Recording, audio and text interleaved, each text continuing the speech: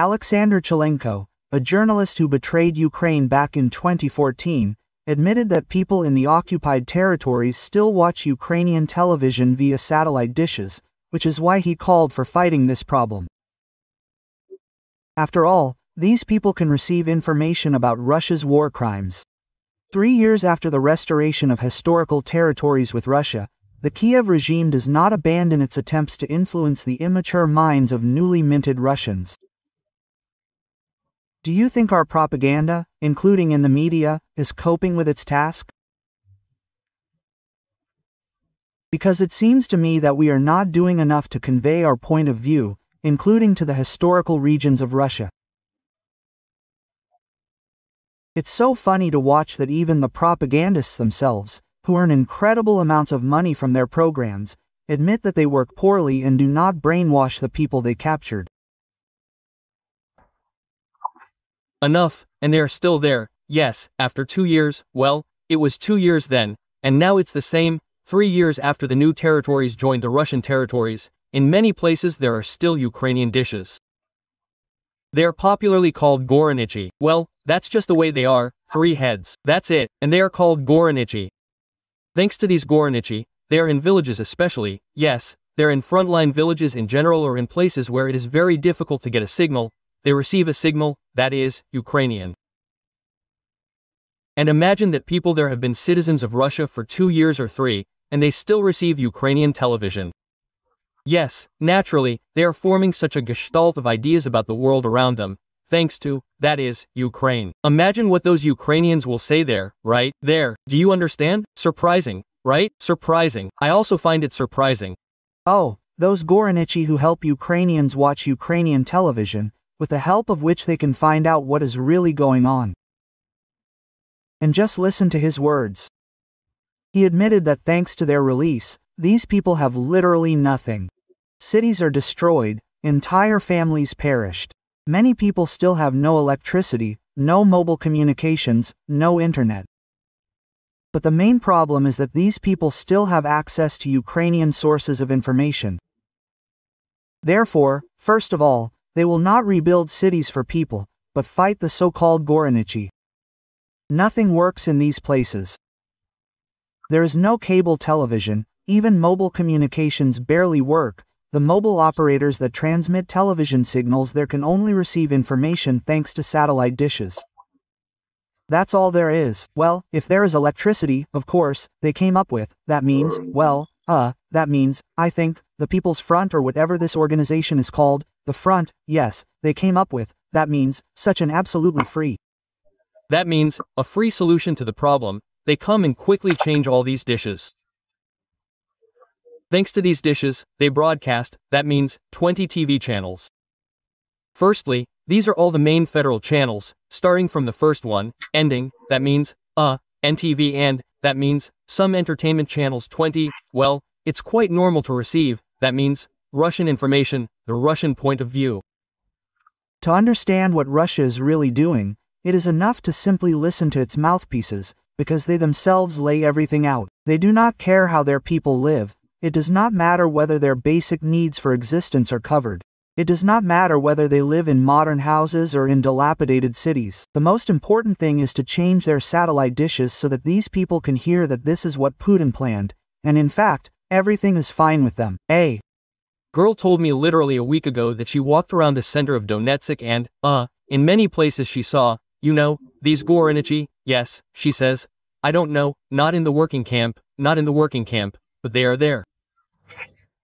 And it seems like from the 26th year, repressive measures will begin. I think that this is right, yes. That whoever did not exchange, that's all cut off, yes, removed, because now there really is a war going on. So it is known that we cannot give the enemy propaganda machine the opportunity, yes, to work on our territory, that is, ours, so to speak, to liquefy our brains. Mikhail Anayas.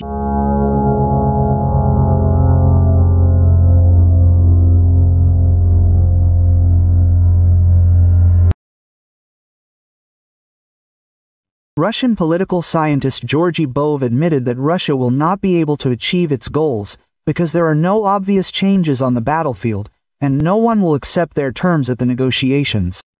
The result is impossible today. Well, why bother trying to put on some kind of, so to speak, serious expression and pretend that this result will be achieved any minute now?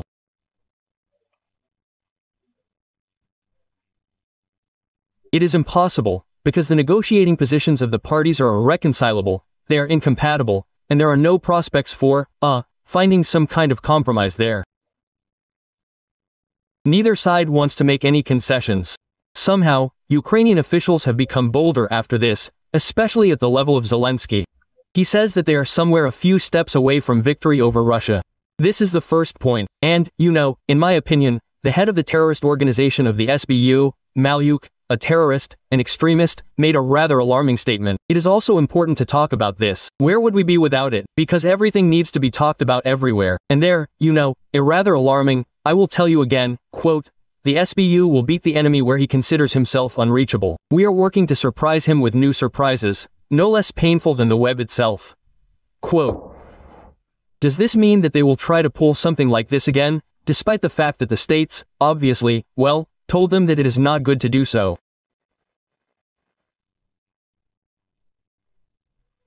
Strikes on strategic aviation are not the most critical blow to the nuclear triad, although painful.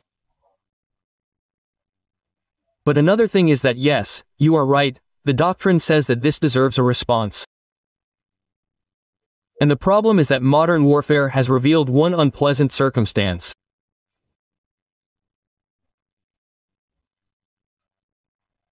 Our vast territory, which for many centuries was Russia's main strategic advantage, has become its main strategic disadvantage, because it cannot be covered entirely by air defense systems, as it turns out.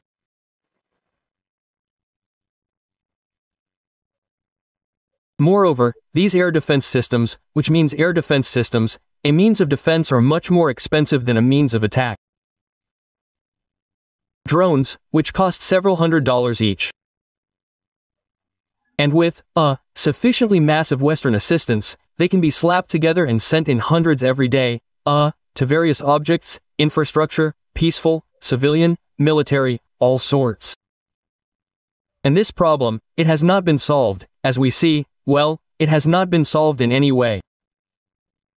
The strikes that began, just for a minute, only in 2023, the first drone flew to the Kremlin, and since then these strikes have only escalated. This problem has not been solved yet. Moreover, I am sure that it will not be solved by creating any buffer zone, because this buffer zone will have to be created up to Poland, up to the border of Poland with Hungary and so on.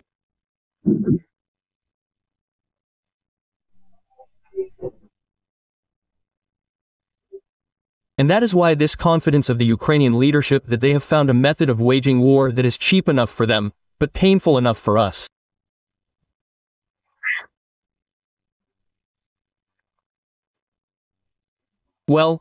Civil aviation suffers huge losses. Here are a few more months of such an increase in such strikes, and our civil air traffic in European territory will be paralyzed. This is economic damage. The damage is enormous. Enormous. And if we continue to strike the oil refineries, accordingly, the same effect. All this, is a big economic cost, big economic losses. And a military means against these drones has not yet been found. Ideally, of course, so to speak, Israel could cover its small country with this very Iron Dome, which even lets through strikes, and there the saturation is much greater.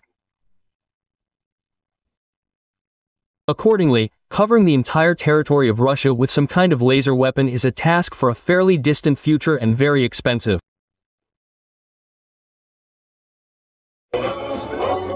We don't even have any desire or thoughts about it, realizing that this day for a person can be the last.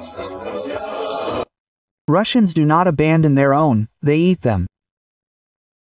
In a radio intercept of the GUR, the commander of one of the units of the reconnaissance battalion of the 68th Motorized Rifle Division of the Russian Armed Forces says that a Russian occupier with the call sign FOMA was considered missing in action, but, as it turned out, he actually disappeared in the belly of another occupier with the call sign Brelok. So the keychain ate my mouth. No one ate anywhere.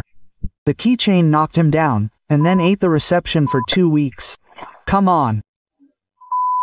On yourself, little Chelik. And the keychain really was there 200 to 1, when, well, yes, they say 200 was. But he ate his partner, so this is just him for reflection, I myself. As it turned out, later they found negatively alive, but well fed and the keychain itself.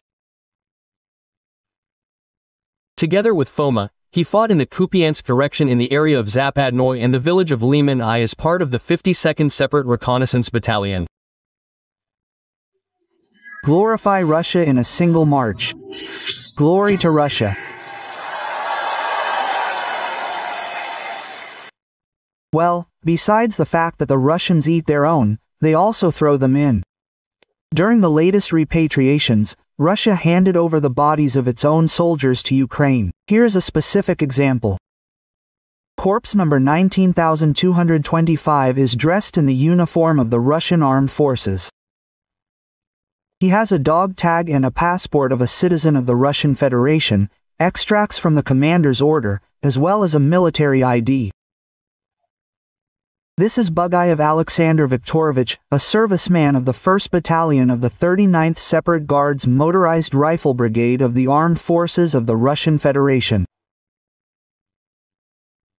His relatives began searching for him at the end of March after he disappeared in the area of Novomykhailovka in the Donetsk region. And this is not an isolated case. Russia does not give a damn about its citizens. They simply throw their bodies in with the bodies of Ukrainian soldiers. Russia is what it is. And we are not ashamed to show ourselves as we are. In the Belgorod region, a soldier killed a conscript and fled with a weapon.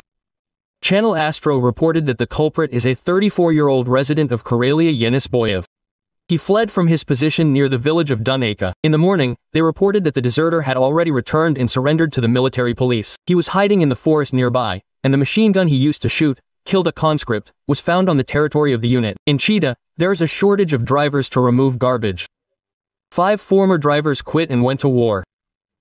New candidates cannot stand the difficult working conditions and quit after training. Due to the shortage of workers, the remaining drivers are forced to often work overtime.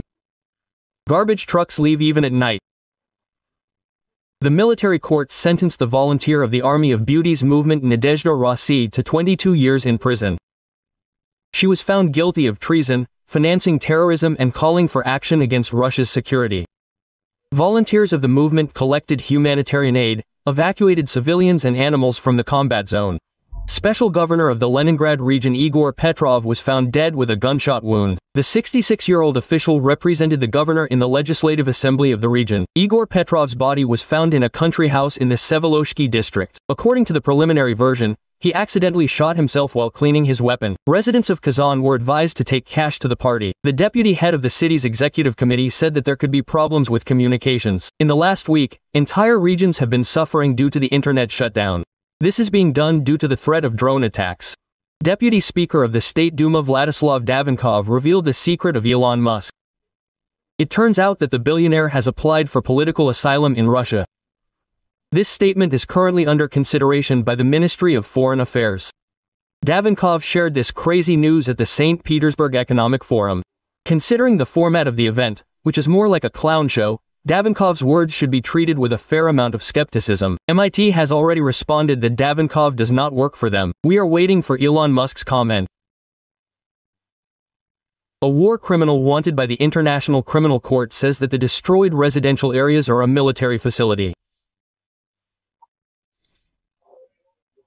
If your journalists saw how our entire residential areas were destroyed by our missiles, they would hardly be able to tell you anything about it. They would not have survived. Psychiatrists have enough work here for 100 to 150 years. If they saw anything, they saw it from the side. And the strike was not on residential areas, but on military-industrial complex facilities. War is peace, freedom is slavery, and a destroyed 9-story building is a military-industrial complex. One of the goals of the special military operation is the demilitarization of Ukraine, that is, depriving it of the ability to have armed forces that threaten us.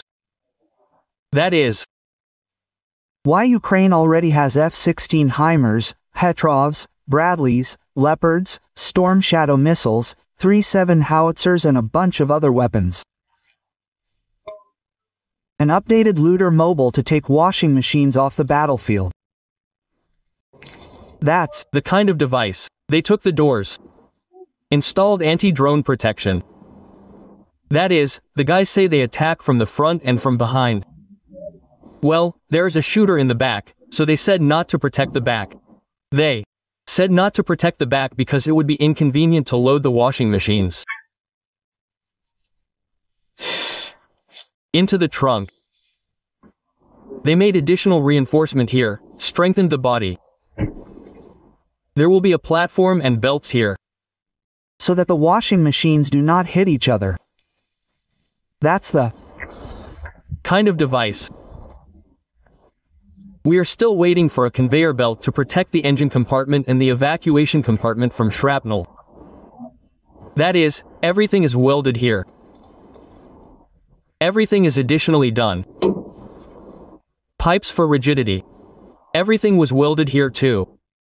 In short, everything was done according to the standards of late Putinism, so that 4 washing machines could be transported at once without any problems. A resident of Voronezh, whose son did not return from Ukraine, instead of financial aid was sent flags and a t-shirt with the inscription, "We do not abandon our own." We did not abandon our own here either. Quote, their own were sent a t-shirt. How can Russian people who have disgraced the great aviation industry walk the earth in peace? The homeland of Antonov, Tupolev, Sukhoi, Mikhail, Gurevich.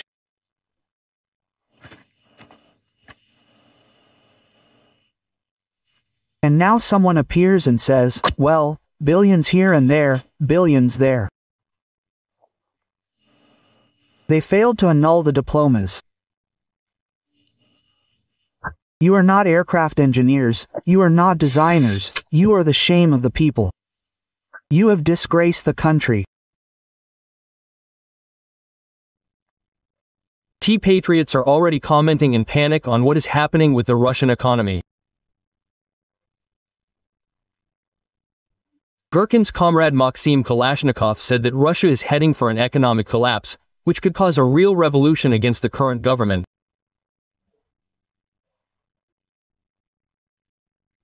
He admitted that Putin's assurance that the economy is growing and sanctions have benefited Russia is a blatant lie. And in reality, their economy is starting to collapse. Despite all these cheerful statements that everything is fine, everything is moving forward, we are winning. No, guys, unfortunately, the situation is very bad. I have long forgotten, ignoring the words about unprecedented economic growth. That's it, even officially it has stopped. That we have the 4th economy in the world in terms of purchasing power parity, one cannot help but see what is happening in the rear, namely in the economy. He also interviewed Vladimir Baglayev, director of the Cherepovets foundry and mechanical plant, who said that production could soon stop completely, followed by a wave of bankruptcies at enterprises. According to him, there is a serious crisis in Russian mechanical engineering, which is why free vacations are being introduced, the work week is being shortened, and teams are breaking up. A new process is beginning with credit payments, then our production begins to fall, the GBP falls, and first of all, production with high added value falls. As a rule, it starts with the fact that you do not have enough sales for your products and you start having problems with liquidity and cash flows. In this situation, the first thing you have to save on, there are no other options. This is a reduction in the level of wages for workers. You have been gathering them, preparing them, teaching them for 3 years. There were not enough turners, welders, plowmen. And now you are talking about a 4-day week, unpaid leave and everything else. For example, the largest plant, Rosamash, where tens of thousands of people work, was also on the verge of bankruptcy. Russia had all the resources to develop the country, many sources of income and successful enterprises. But instead of growth, they chose to ruin their country through a war of conquest against Ukraine, killing hundreds of thousands of Russians and destroying their own economy. And all this for the sake of the ruins of Ukrainian cities, which no one is going to restore. We, as a plant, were one of those who supplied products to both Roselmarsh and the Jurovsky plant. I have not supplied to either for more than 6 months. Those unpleasant things that happen at Roselmarsh. You see, here's one problem, in my opinion, due to the scale of this company, the trouble, that is happening there. It has become widely known to the whole country, but because they are big, because they cannot go unnoticed, but these are only funds from the very top. After all, everyone has the same situation. That is, they also have 12,000 people working there, who work at the main enterprises at Roselmarsh. In total in the country about 60,000 people in mechanical engineering and in production with high added value 60,000 people. So, their sales have stopped. Now these bankruptcies are not declared only because people, even under the risk of criminal prosecution, understand that if they declare this case, then what they have been doing for 15 to 20 years, recreating factories in Rostov, in St. Petersburg, in Yaroslavl, in Tutayev, this is everything that people have put their health efforts there for the last 15 years, reviving these enterprises, it will all go down the drain, simply because they will lose their youth and declare themselves bankrupt. And people are taking risks, but this is up to a certain limit. Our ruble has gone down, it was 100, it became 79. Guys, I want to ask, do you understand what this means? That all the Chinese, which had duties from 0 to 5%, today became 25% cheaper on our market?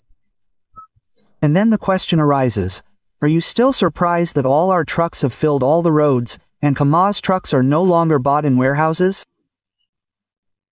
We can state that an economic explosion is being prepared in the rear, which should literally burst out in a few months, that a crisis of non-payments will be generated, like in the 90s, the terrible 90s, which led to the shutdown of enterprises, throwing people out onto the streets. This is simply obvious. So it is surprising that the central government lives in some kind of cocoon and does not understand, apparently, this problem. To be honest, what is happening now clearly depicts for me a continuation of Operation Spiderweb in our economic rear. We have already won with this SVO. Pensions are increased a little, and prices are immediately raised significantly. It is very difficult to live, very. In January to April 2025, sugar production in Russia fell by 32% year-on-year, sunflower oil by 15.5%. At the same time, overall food production began to decline for the first time since 2021. It is important that during this time, domestic entrepreneurs have learned to work under sanctions, adapted to them, thought out and launched alternative mechanisms for cooperation with foreign partners, with those who want to work with us. In addition, sanctions have become a kind of even additional catalyst for positive structural changes in our economy. Expensive loans, higher taxes, falling harvests and the lack of imported seeds have led to a sharp decline. Production of 3 basic food products in Russia. In April alone, according to Rosstat, Russian factories produced 35,000 tons less sugar than a year earlier. That's minus 36%. Vegetable oil was 108,000 tons less, down almost 16%. Sunflower oil production is declining because it is causing losses. It has become more profitable to sell the sunflower harvest for export in unprocessed form, since retail prices for oil do not cover the costs of producers, and retailers do not risk raising them due to pressure from the authorities. At the same time, at least 2 sunflower oil factories in Russia have already stopped production due to financial problems since the beginning of the year. Well, I'll kick their asses. Also, flour production has become unprofitable due to the high key rate. In February, the Union of Flour and Cereal Enterprises warned the Ministry of Agriculture about the threat of mass bankruptcies due to the growth of loan rates to 25% per annum and higher. 2 months later, in April, the Geinholding group of companies, one of the largest flour and bread producers in the country, was on the verge of bankruptcy. Putin has acknowledged the potato shortage that has formed in Russia. Much more needs to be done. You probably know all this. Potatoes, vegetables, some sugar beets. We don't have enough of this. We need to ensure the stability of these processing industries, among other things. Russia is gripped by a potato crisis. According to the Federal Statistics Service, the price that Russians pay for it has jumped to a record high, increasing by almost 50% this year alone. Thus, potatoes have recorded the largest price increase among all monitored food products. This happened after prices almost doubled in 2024 amid poor harvests. Of course, you can buy potatoes in Belarus. They are big experts in potatoes there, but they have quite a lot of their own too. So, it ran out there. And did it run out there this year? How did it run out? In Belarus, Alexander Grigorievich is holding a meeting there. Maxim says that potatoes have run out in Belarus. Something like that. The salary, frankly speaking, is not small in the country. The average, which, let's take, it allows you to buy a significantly larger number of bottles than, for example, the average salary of the Soviet period. What can you say here? The funnier the state, the higher the arrogance of individual crazy people.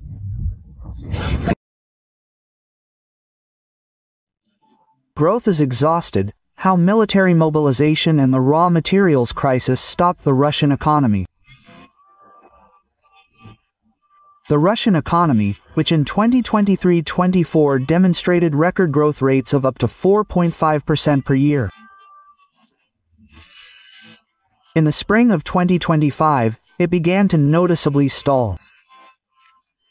Already in the first quarter of this year, annual GDP growth fell to 2%, the minimum level since the beginning of the Great War.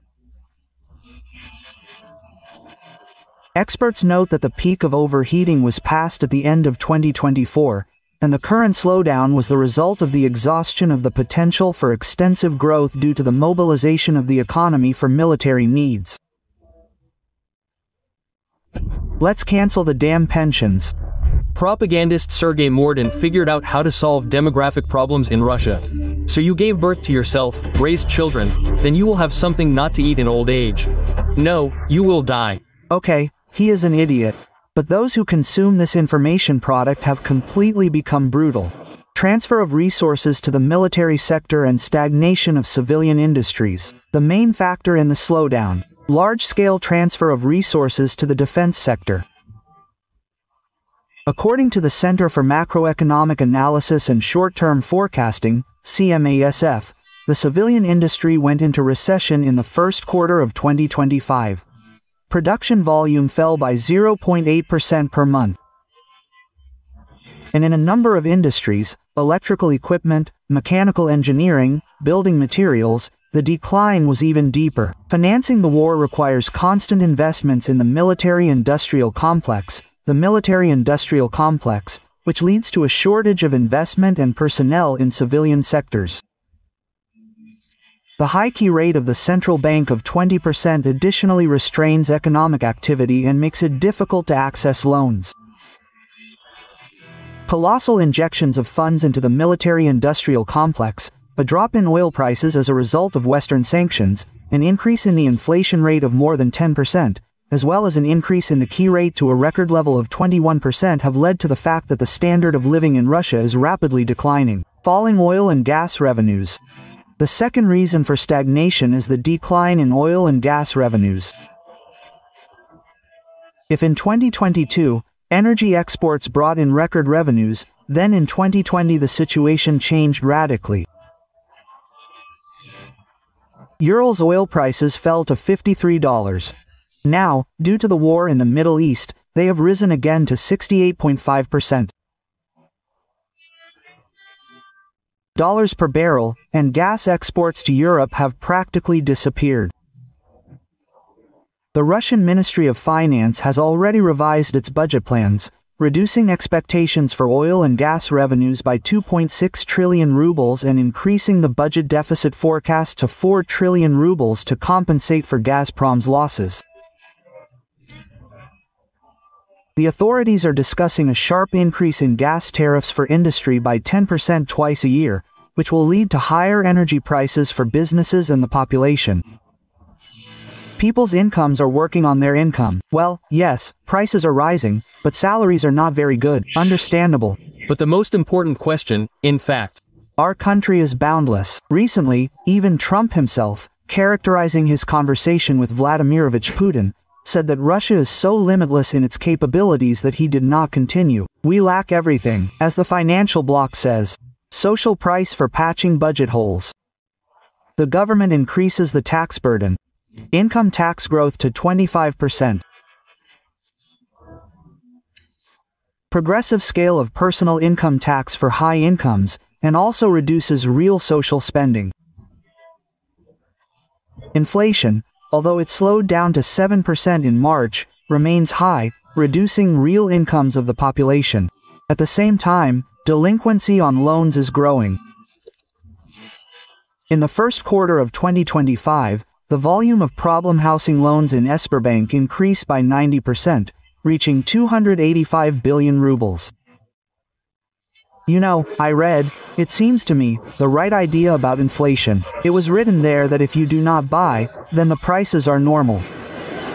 And everything is clear, right? Exhaustion of the growth model. Even Kremlin managers admit that the extensive growth model based on mobilization and raw materials exports has exhausted its potential. As Deputy Chief of Staff of the Presidential Administration Maxim Oreshkin notes, the Russian economic growth model has been exhausted. Everything is stable, steadily down, steadily negative growth. But this is the result. In addition, Kyiv's Western partners also intend to force the Kremlin to peace talks with Ukraine. Thus, Senator and Republican Lindsey Graham said that it is necessary to introduce new sanctions against Russia before the summit of the G7 countries in June, Bloomberg reports. Graham reminded that the bill already has 82 co-authors, and he is coordinating work on the document with the White House. The bill, let me remind you, provides for the introduction of a 500% tax on imports from countries that buy, in particular, Russian oil products and uranium. What will happen next? The Russian economy is already close to the line. Reserves are running out. The growth model is not working, and the war is accelerating degradation. Higher tariffs, stagnation, inflation and rising poverty are the direct consequences of the course of recent years. If the situation does not change, then in the near future Russia may again face the need for mass imports of food and essential goods, like in the 90s, when Bush's famous legs appeared on the shelves. Help. The Russian economy works on the principle, Pa, will you drink less? No, children, you will push less. And in this sense, the Kremlin's priorities are connected with military production, connected with some kind of filling, social payments, which are certainly guaranteed to be made there. Yes, they are not indexed the way people would like. Yes, they do not cover, they are becoming less due to inflation, but nevertheless they are paid. These will be the priorities. This means, as we have already said, fewer roads will be built, fewer bridges will be repaired, less dilapidated housing will be resettled, and the housing and utilities networks will remain in the form in which they are, in which we are accustomed to seeing them all.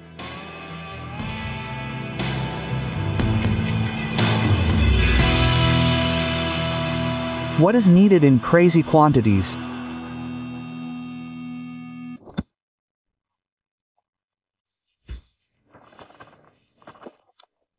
How do you imagine this? Well, really, how do you imagine this? Is this collective irresponsibility? Is this mutual responsibility? I really don't. I don't understand. How is this possible? The country is at war. We need light aircraft, and in large quantities. Aviation, which now needs to be equipped with modern weapons and solve the problem of intercepting all that unmanned crap with which they are trying to attack our regions.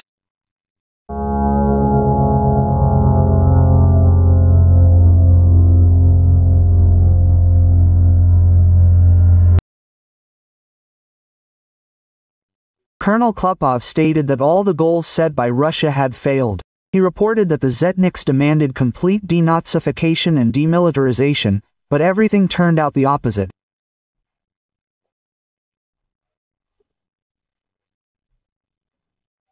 Now, after 3 years, the question arises about refining the military political goals, taking into account how NATO has performed as a whole, how individual states have performed, how Ukraine's defense is being built and how effective, therefore, the previously set goals are, because they set the goal of denazification, gave birth to a whole galaxy of followers of these Nazis, set themselves the goal of demilitarization, but led to complete militarization of both society, therefore, and the state of this country.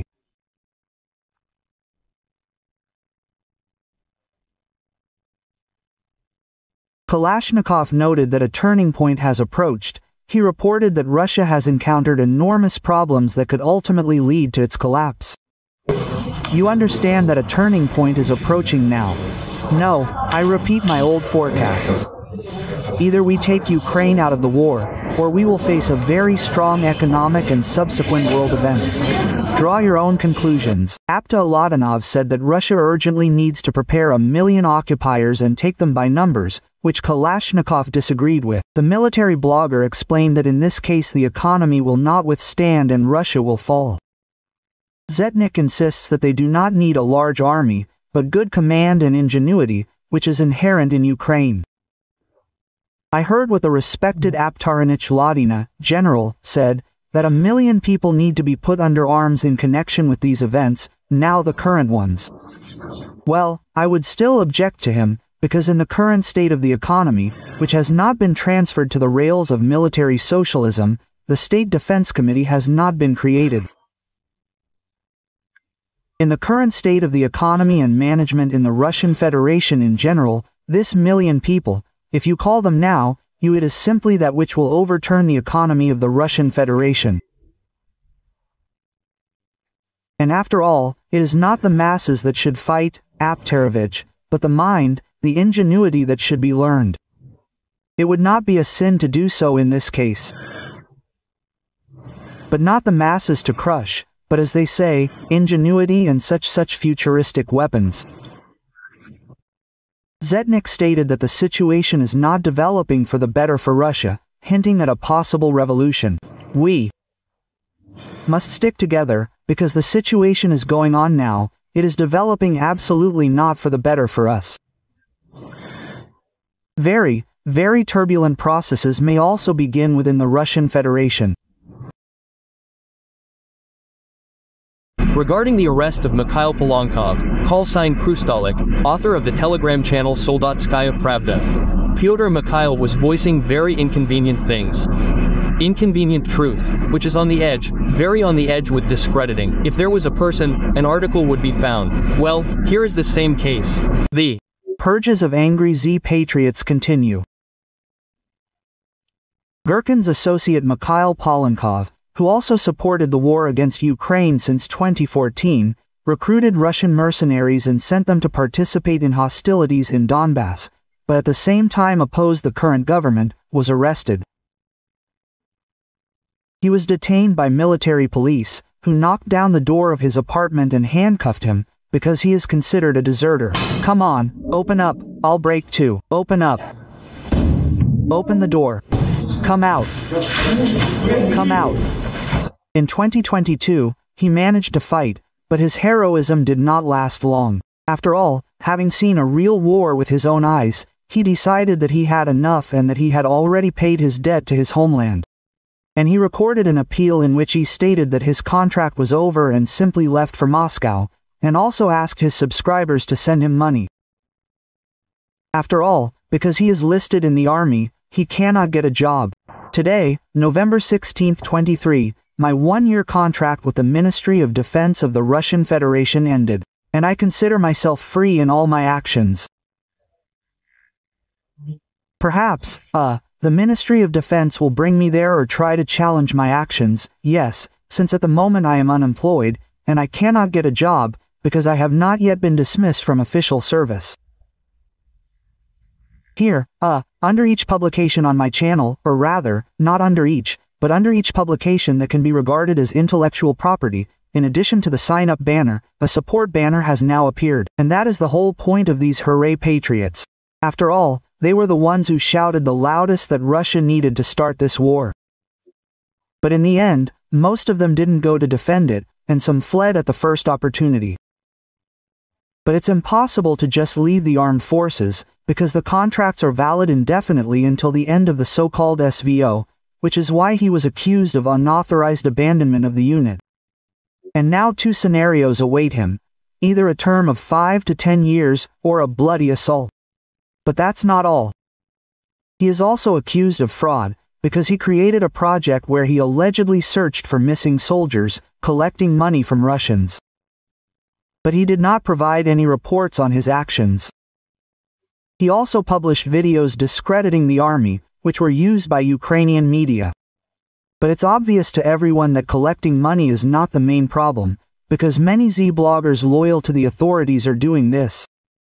It's all about his posts, where he talked about Russia's war crimes and directly criticized Putin. It immediately seemed to me that Putin and Biden were talking about the final collapse of Russia, in order to destroy it. They do not want victory, they need either the destruction of each other, or the final collapse of Russia. Yes, that Putin is working in cahoots with all these comrades. The European Union, they're in America and so on, works for this. Putin is an accomplice in the murder of our country. They are constantly looking for foreign agents. Everyone is a foreign agent for them, except Putin, and you can already feel the anxiety of those same ultra-patriots.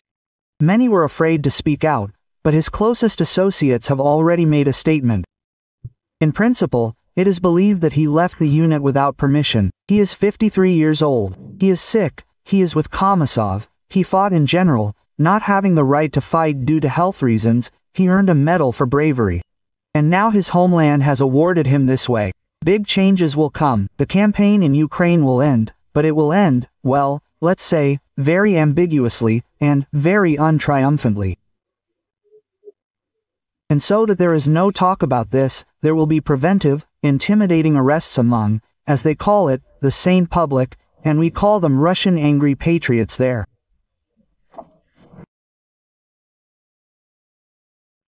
Klupov openly admitted that all the goals set by Russia since the beginning of the invasion have failed. The Zetniks demanded the complete denazification and demilitarization of Ukraine. However, the reality turned out to be the opposite. Ukraine has grown stronger, and Russia is getting deeper into a protracted and exhausting war. Military blogger Kalashnikov stated that Russia is facing enormous internal and external difficulties that could lead to the collapse of the entire system. Against this background, Aptia Ladanov proposed a radical solution to urgently mobilize 1 million people. However, Kalashnikov opposed this idea, arguing that Russia's economy simply cannot withstand such tension.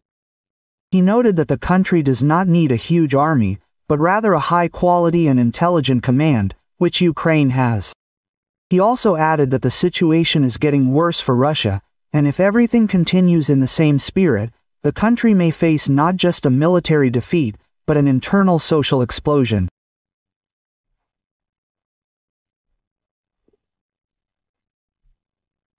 Now, after 3 years, the question arises of refining the military political goals, taking into account how NATO has performed as a whole, how individual states have performed, how Ukraine's defense is being built, and how effective, that is, the previously set goals are, because they set the goal of denazification, and gave birth to a whole galaxy of followers of these Nazis.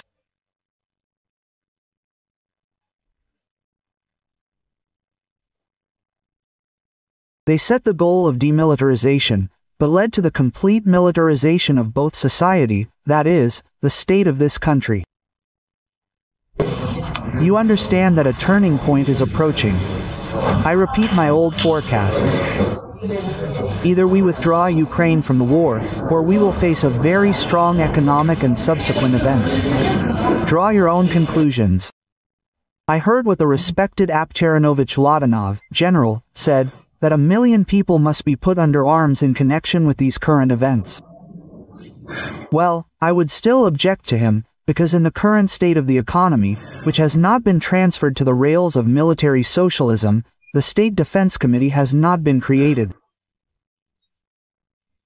In the current state of the economy and management in the Russian Federation in general, this million people, if you call them now, you are simply what will overturn the economy of the Russian Federation. And it is not the masses that must fight, Aptarovich, but the mind, the ingenuity that must be learned. I did not row to do this in this case. Well, not to crush with the masses, but as they say, with ingenuity and such futuristic weapons. We must stick together, because the situation is now developing in a completely not the best direction for us.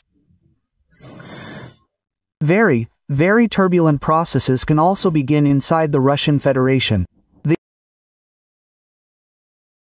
Российское телевидение показывает кадры якобы интенсивного и успешного наступления. Однако, по словам Клупова, это совершенно не соответствует реальности. Панкин продемонстрировал ту самую яркую картинку, о которой говорил Клупов. И все-таки зетникам по-прежнему нужно хоть какое-то доказательство их выдуманного успеха. Они отчаянно ждут, что оккупанты сделают что-то, что могло бы порадовать зет-патриотов. Они мечтают, чтобы в Украине произошло нечто масштабное, чтобы можно было продемонстрировать победные кадры по телевидению. Циничный Панкин, не скрывая удовольствия, разглядывает фотографии разрушенной херсонской администрации и открыто говорит, что хочет видеть еще больше таких снимков. При этом ни он, ни другие зетники не упоминают о том, что удары наносятся по гражданской инфраструктуре. До сих пор не укладывается в голове, как можно радоваться чужой боли и разрушениям. Но именно это, по словам ведущего, вдохновляет россиян. А Калашников продолжает предлагать свои идеи ведения боевых действий. Пожалуй, в одном он все же прав. Украина продолжает ткать паутину, в которую Россия неизбежно встрянет.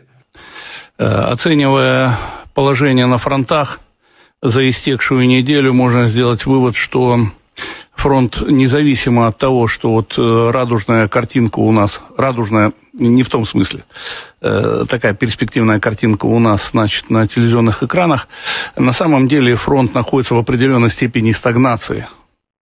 Вот. Не видно каких-то серьезных активизаций на каком-то либо из направлений. Как двигался фронт таким ползучим наступлением, так и продолжает двигаться. Ну, с одной стороны, это хорошо, а с другой стороны, продвижение достаточно медленное. Мы настолько сильно устали от отсутствия каких-то громких новостей из Украины, которые бы, немножко нас порадовали, что действительно продвижение-то оно идет. Да, мы постоянно говорим о том, что вот-вот подойдем к Сумам. И не только к Сумам. Каждый день сообщается о взятии новых населенных пунктов. Но так, чтобы это встряхнуло действительно и разбежалось по всем интернет-СМИ, в том числе и телеграм-каналы, таких новостей давным-давно не было, которые порадовали каждого русского человека, да, каждого патриота России. Информационная поддержка того, что происходит, она же, мы все понимаем, очень важна. У них вот есть чем похвастаться, что показать аудитории, да, вот эти вот, я имею в виду дымящиеся наши стратегии. Нам тоже, я имею в виду, надо что-то показывать. Должна быть какая-то картинка, чтобы вы не только у нас здесь, но и во всем мире видели, что там на Украине происходит самая настоящая жара. Вчера красивый кадр был, действительно красивый. Удар по херсонской администрации. Вот это я понимаю, вот такие кадры нужны, чтобы они разбегались по лучшим телеграм-домам, чтобы было что показать. И это бы нам лишний раз напоминало, что мы действительно продвигаемся вперед, что мы действительно настроены решительно. Штаб-квартира разведки. Это, в общем, то, что в Киеве на 4-м году войны стоит целым невредимым. Вот СБУ и ГУР, и там вот, собственно говоря, их руководители продолжают ткать паутину. On the Soloviev channel, they unexpectedly admitted that television is lying and showing an overly optimistic picture of what is happening at the front. After all, in reality, their advance is very slow and almost unnoticeable. According to Colonel Rustam Klupov, He said that the front is in stagnation, and they have not seen any serious breakthroughs for a long time. Assessing the situation at the fronts over the past week, we can conclude that the front, regardless of the fact that we have a rosy picture, rosy not in the sense of, such a promising picture we have on television screens. In fact, the front is in a certain degree of stagnation.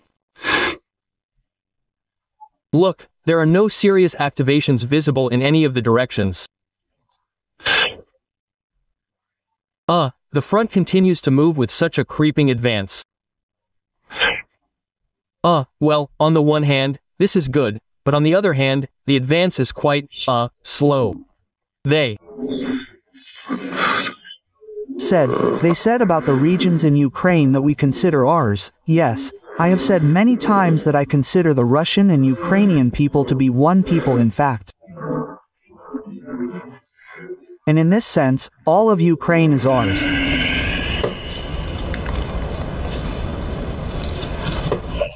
What the hell is this brave Arzesh? Russia has been trampling on the ruins of Donbass for 4 years and at the same time is preparing for war with NATO. And now a new scare tactic has appeared on their television, namely, war with Europe by 2030. More and more Russian military experts are expressing concerns about the Kaliningrad region and are worried that a real blockade awaits the region. A major conflict with Europe awaits us ahead, so now we are only preparing for it, judging by the trends that are happening. The situation is quite alarming. But there's another monkey with a grenade that is arming, and arming. These are the Europeans. They are really going to fight us there at least by 2030. Why are Estonia and the Baltic states really mining their borders, really laying dragons' teeth of? Of course they are, because sooner or later they will blockade Kaliningrad for us. The enemy has already announced that it is preparing for war with Russia by 2028 to 30. How will they achieve this?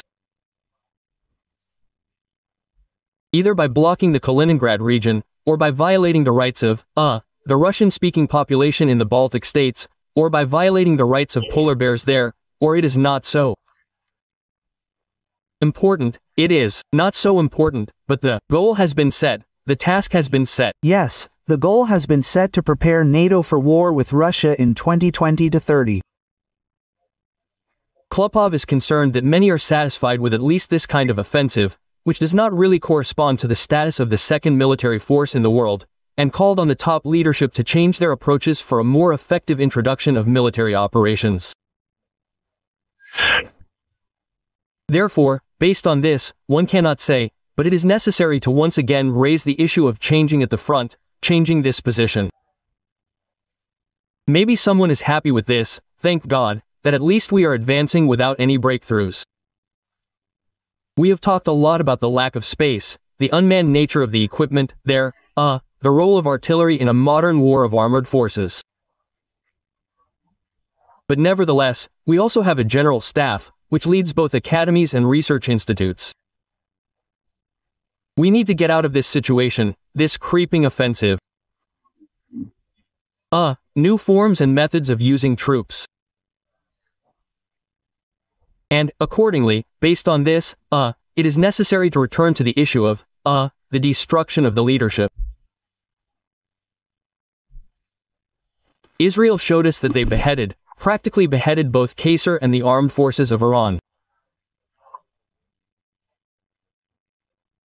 That is, after so many years, Russian television still does not understand how they can defeat Ukraine and how they can change the methods of waging war to achieve results.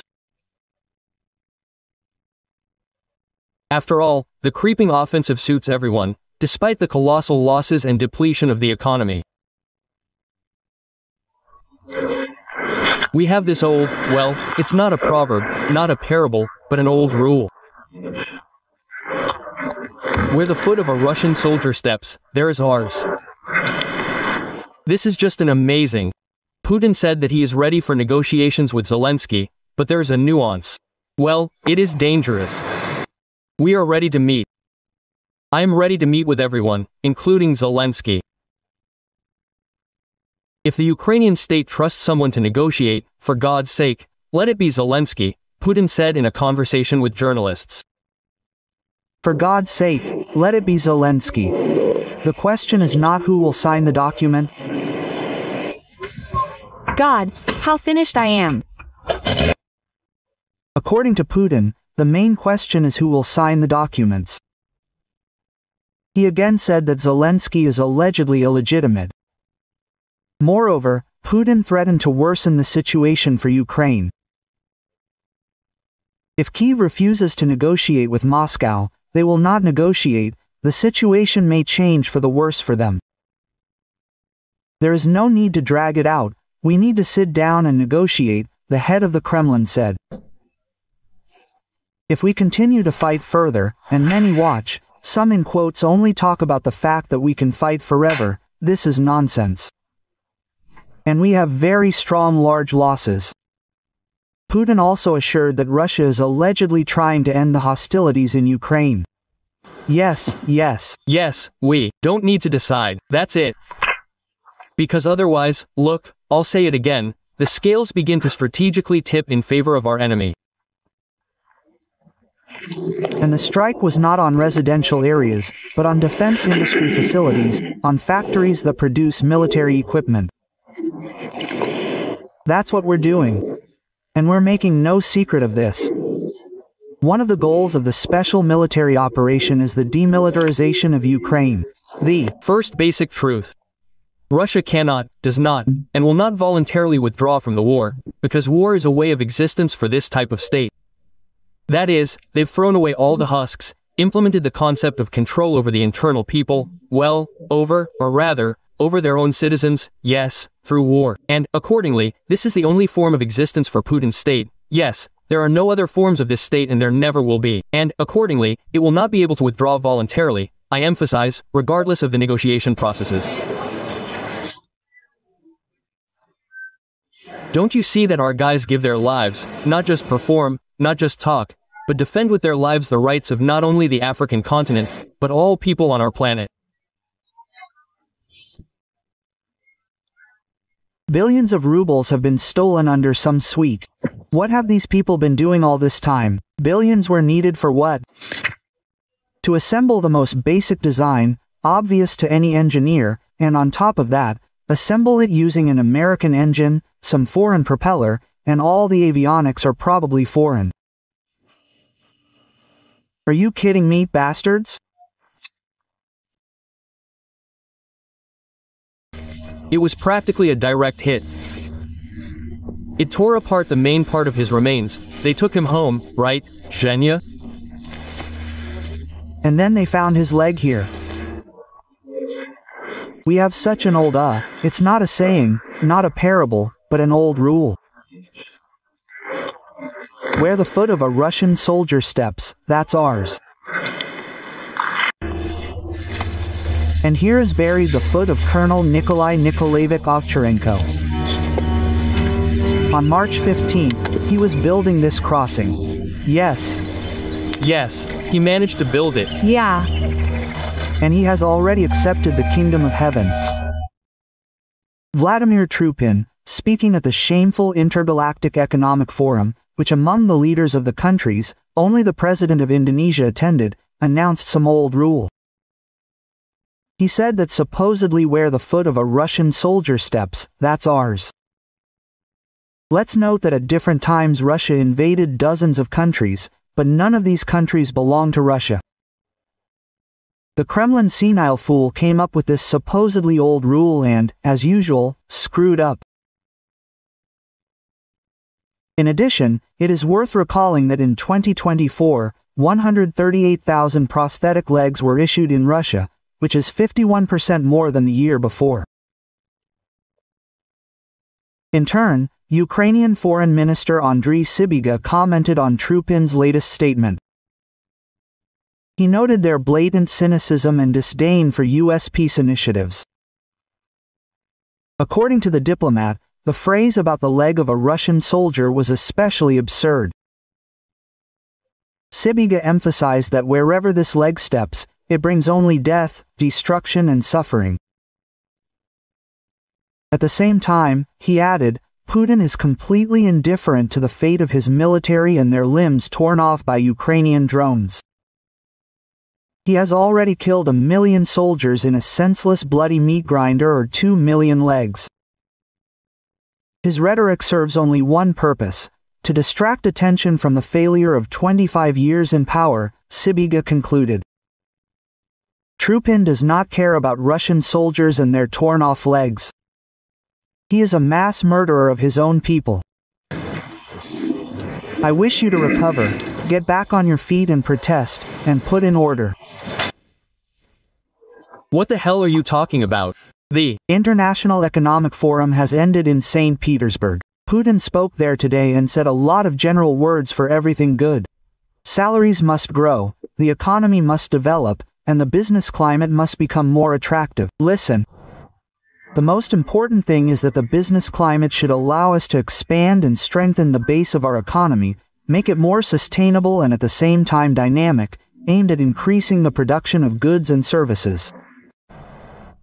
Apparently, Putin listened to yesterday's interview with the Deputy Minister of Finance, who said that so far not a single Western company has applied to return to Russia.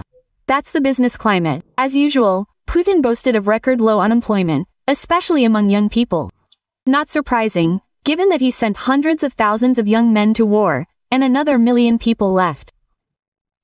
He also demanded that Russia join the list of countries' leaders in ease of doing business. Again, a benchmark for the national model, so that by 2030 Russia would be among the world's top 20 leaders in terms of business conditions, taking into account updated international ones. He first spoke about the top 20 back in the May decrees of 2012. According to them, our country was supposed to break into the ratings 7 years ago, when the decrees failed. Putin moved the deadline to 2024, and now he has moved it to 2030.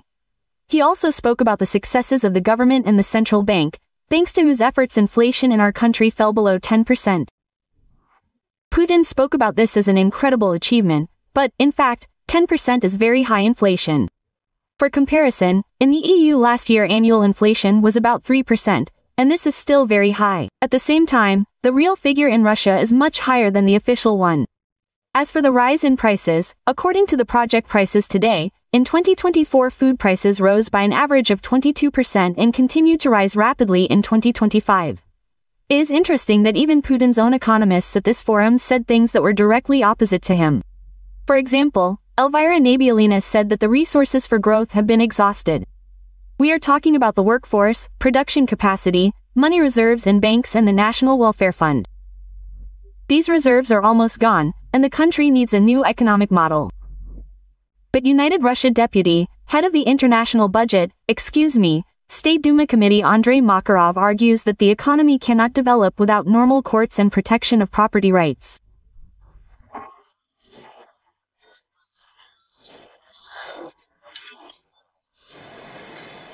But when business no longer speaks about the main problem, the investment climate and the lack of institutions, and institutions are actually an opportunity, if your rights are violated, to go to court and expect that it will be a fair decision, regardless of who you go to court to, who you argue with.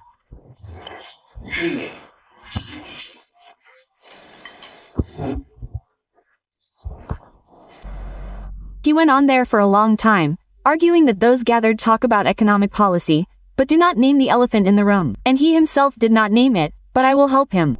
The elephant in the room is Putin's corrupt system. The war that devours billions of rubles and hundreds of thousands of people. This is lawlessness and repression against its own citizens. A war criminal wanted by the International Criminal Court says that the destroyed residential areas are a military facility. If your journalists saw how our entire residential areas were destroyed by our missiles, they would hardly be able to tell you anything about it. They would not have survived. There's enough work for psychiatrists here for 100 to 150 years ahead. If they saw anything, they saw it from the sidelines. And the strike was not on residential areas, but on defense industry facilities. War is peace, freedom is slavery, and the destroyed 9-story building is the defense industry. One of the goals of this special military operation is the demilitarization of Ukraine, that is, depriving it of the ability to have armed forces that threaten us. That's why Ukraine already has F-16s, HIMARS, Patriots, Bradleys, Leopards, Storm Shadow missiles, Tri-7 howitzers and a bunch of other weapons. Everything is going according to plan, according to plan, according to plan, according to plan, according to plan, just according to plan. That's the schedule. How can people who disgrace the great aviation industry calmly walk on Russian soil? The homeland of Antonov, Tupolev, Sukhoi, Mikhail, Gurevich.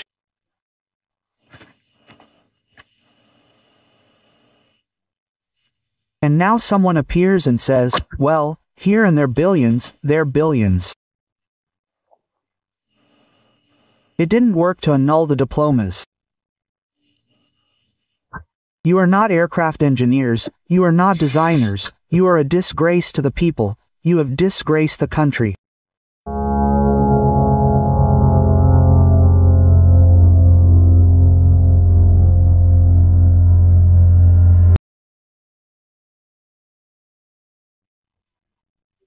The so-called SVO has been going on for 4 years now, which is why even convinced Zetniks have questions. What are they doing at all and why are they not using their capabilities to the fullest? And here the same forbidden question begins to be born. Maybe they just don't have these capabilities? Colonel Rustam Klupov is perplexed. Why hasn't Russia delivered that crushing blow that would have accelerated their desired victory? We are not using all our capabilities, not all our resources. The disruption of logistics is also here. Maybe, repeating itself. Yes, it can't be, but repeating itself. We have talked about this very often. We also talk about these notorious bridges across the Dnieper. And the whole war consists of 2 parameters. These are technical capabilities and political will.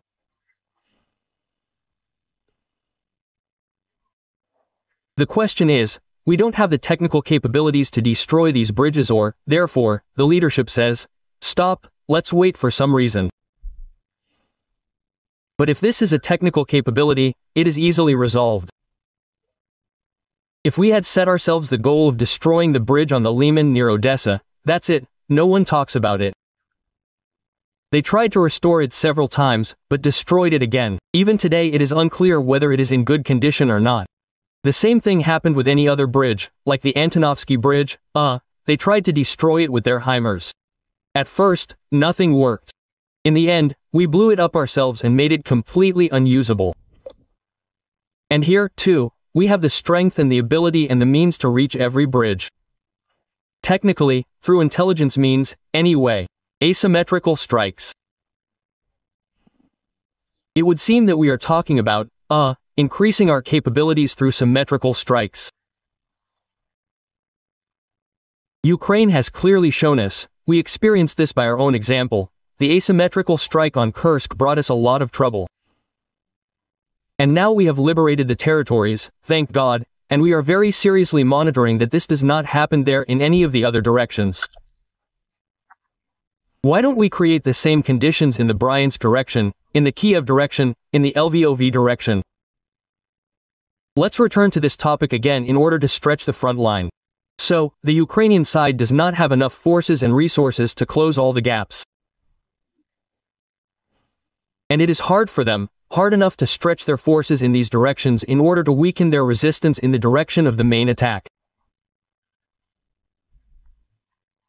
And here some kind of discrediting of the Russian army begins. Klupov said that it is time to clarify Putin's goals, because Russia not only failed to achieve its goals, but achieved the opposite effect and only worsened its situation. After all, the so-called denazification announced by Putin gave rise to even greater hatred on the part of Ukraine, and demilitarization led to the fact that the Ukrainian army only grew stronger and received support from the most powerful armies in the world.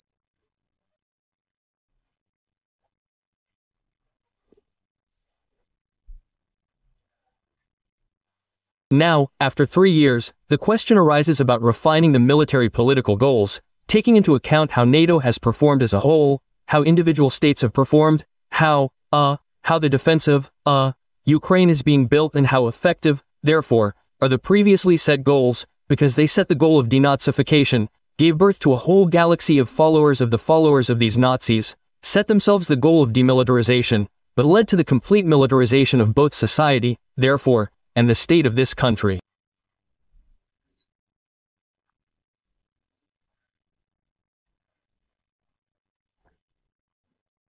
So it all came to the point that even the Kremlin mouthpieces stopped blindly believing Putin and declared to the whole country that their methods turned out to be ineffective, and their enemy is not weak, but an inventive and strong enemy who is capable of inflicting enormous damage on them.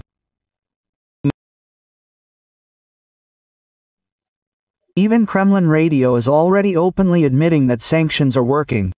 The economic situation is rapidly deteriorating, oil prices are falling, and the money is going to a war that is not producing results.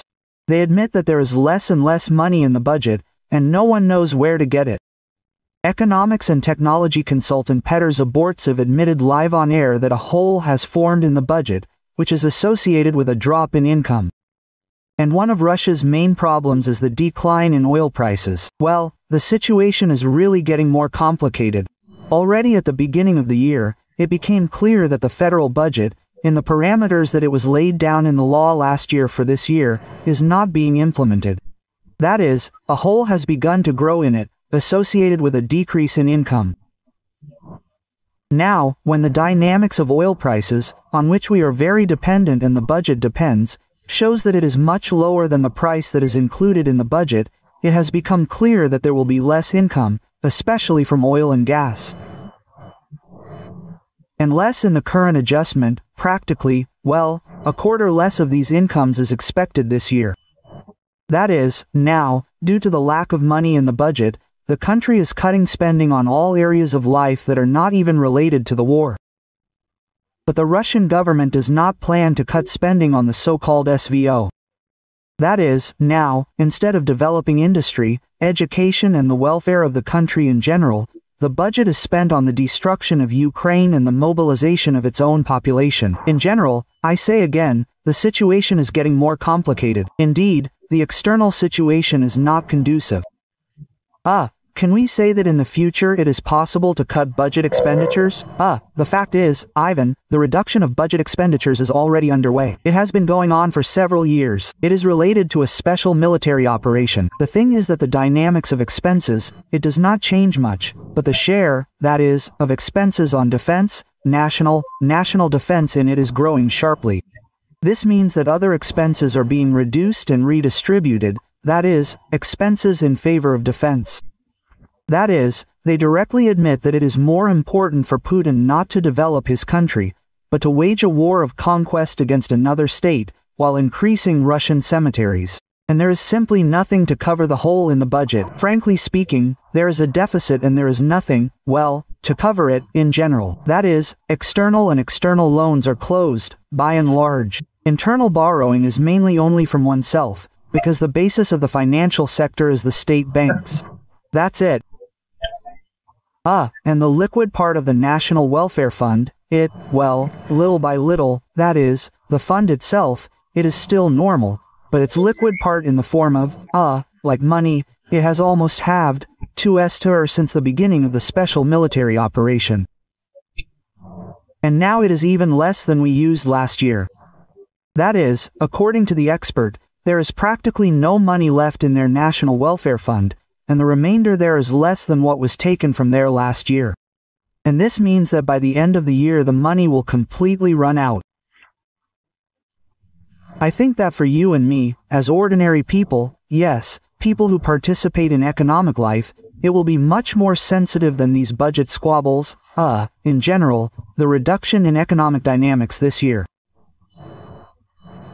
The thing is that given the tight monetary policy and normalization, well, that is, by and large, the reduction of spending not on defense industries, we may see a slowdown this year.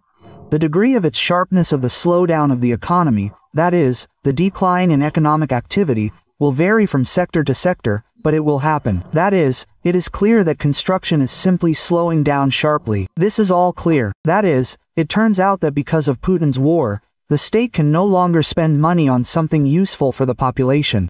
And soon every resident of Russia will feel it for themselves. The defense forces of the south of Ukraine together with the SBU, GUR and the next unit stopped an enemy train with fuel near Takmak, and drone operators from the 65th Separate Mechanized Brigade burned it.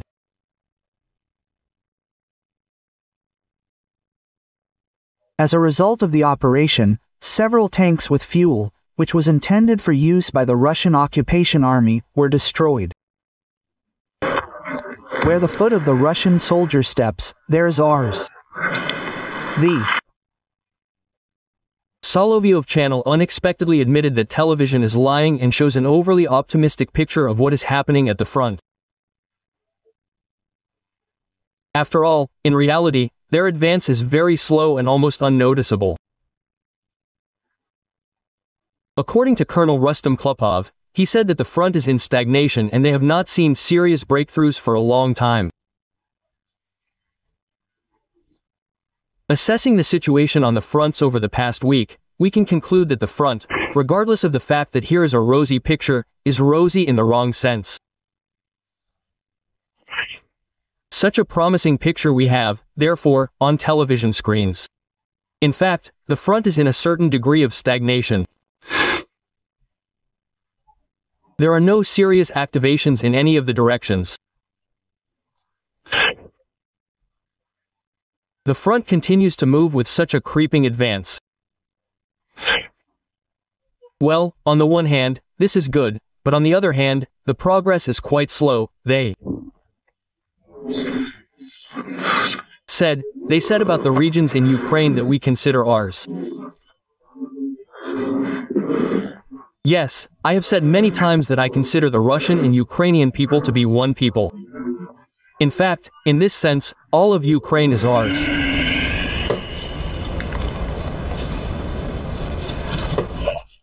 What the hell is this? Russia has been trampling on the ruins of Donbass for 4 years and at the same time is preparing for war with NATO. And now a new scare tactic has appeared on their television, namely, war with Europe by 2030. More and more Russian military experts are expressing concerns about the Kaliningrad region and are worried that a real blockade awaits the region. A major conflict with Europe awaits us ahead, so now we are only preparing for it, judging by the trends that are happening. The situation is quite alarming. But there is another monkey with a grenade, in which everything is being armed, and armed. These are the Europeans. They are really going to fight us at least there by 2030. Why are Estonia and the Baltics really mining the borders, really laying dragon's teeth? Then there is the answer to the question. Of course, there is. Because sooner or later they will blockade Kaliningrad for us. The enemy has already announced that he is preparing for war with Russia by 2028 to 30. How will they achieve this? Either by blocking the Kaliningrad region, or by violating the rights of the Russian-speaking population in the Baltics, or by violating the rights of polar bears there, or is it? Not so important. It is not so important, but the goal has been set, the task has been set. The goal has been set to prepare NATO for war with Russia. 28th, 30th year. Klupov is concerned that many are satisfied with at least such an offensive, which does not quite correspond to the status of the second military force in the world, and called on the top leadership to change their approaches for more effective conduct of military operations. Therefore, based on this, one cannot say, but it is necessary to once again raise the issue of changes at the front, a change in this position. Maybe someone is satisfied with this, that thank God, that at least we are advancing like this, without any breakthroughs.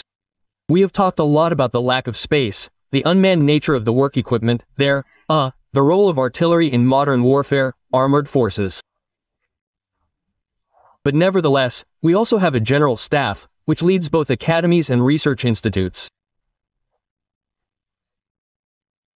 We need to get out of this situation, this creeping offensive, new forms and methods of using troops. And, accordingly, based on this, it is necessary to return again to the issue of destroying the leadership. Here Israel showed us that they practically beheaded both Qasser and the armed forces of Iran. That is, after so many years, Russian television still does not understand how they can defeat Ukraine and how they can change the methods of waging war to achieve results. After all, the creeping offensive suits everyone, despite the colossal losses and depletion of the economy. We have such an old, well, this is not a proverb, not a parable, but an old rule. Where the foot of a Russian soldier steps, ours steps. This is just an amazing. Putin said that he is ready for negotiations with Zelensky, but there's a nuance. Well, this is dangerous. We are ready to meet. I am ready to meet with everyone, including Zelensky. If the Ukrainian state trusts someone to conduct negotiations, for God's sake, let it be Zelensky, Putin said in a conversation with journalists. For God's sake, let it be Zelensky. That is not the question. Who will sign the document? God, I'm finished. According to Putin, the main question is who will sign the documents. He again spoke about Zelensky allegedly being illegitimate. Moreover, Putin threatened to worsen the situation for Ukraine. If Kyiv refuses to negotiate with Moscow, they will not negotiate, the situation may change for the worse for them. There is no need to drag it out, we need to sit down and negotiate, the head of the Kremlin said. If we continue to fight further, and many watch, some in quotes, on TG say that we can fight forever, this is nonsense. And we have very strong large losses. Putin also assured that Russia is allegedly trying to end the hostilities in Ukraine. Yes, there is. No need to decide, that's it. Because otherwise, look, I say it again, the scales begin to strategically tip in favor of our enemy. And the strike was not on residential areas, but on defense industry facilities, on factories that produce military equipment. This is what we are doing. And here we are making no secret. One of the goals of the special military operation is the demilitarization of Ukraine. The first basic truth. Russia will not be able to leave the war voluntarily, does not want to and will not, because war is a way of existence for this type of state. That is, they threw away all the chaff, implemented the concept of control over the internal people, over its own citizens, yes, through war. And, accordingly, this is the only form of existence of Putin's state. Yes, there are no other forms of this state, there will not be. And, accordingly, it will not be able to leave voluntarily, I emphasize, regardless of the negotiation processes. Don't you see that our guys are giving their lives? They are not just speaking out, they are not just talking, but with their lives they are defending the rights of not only the African continent, but all people on our planet.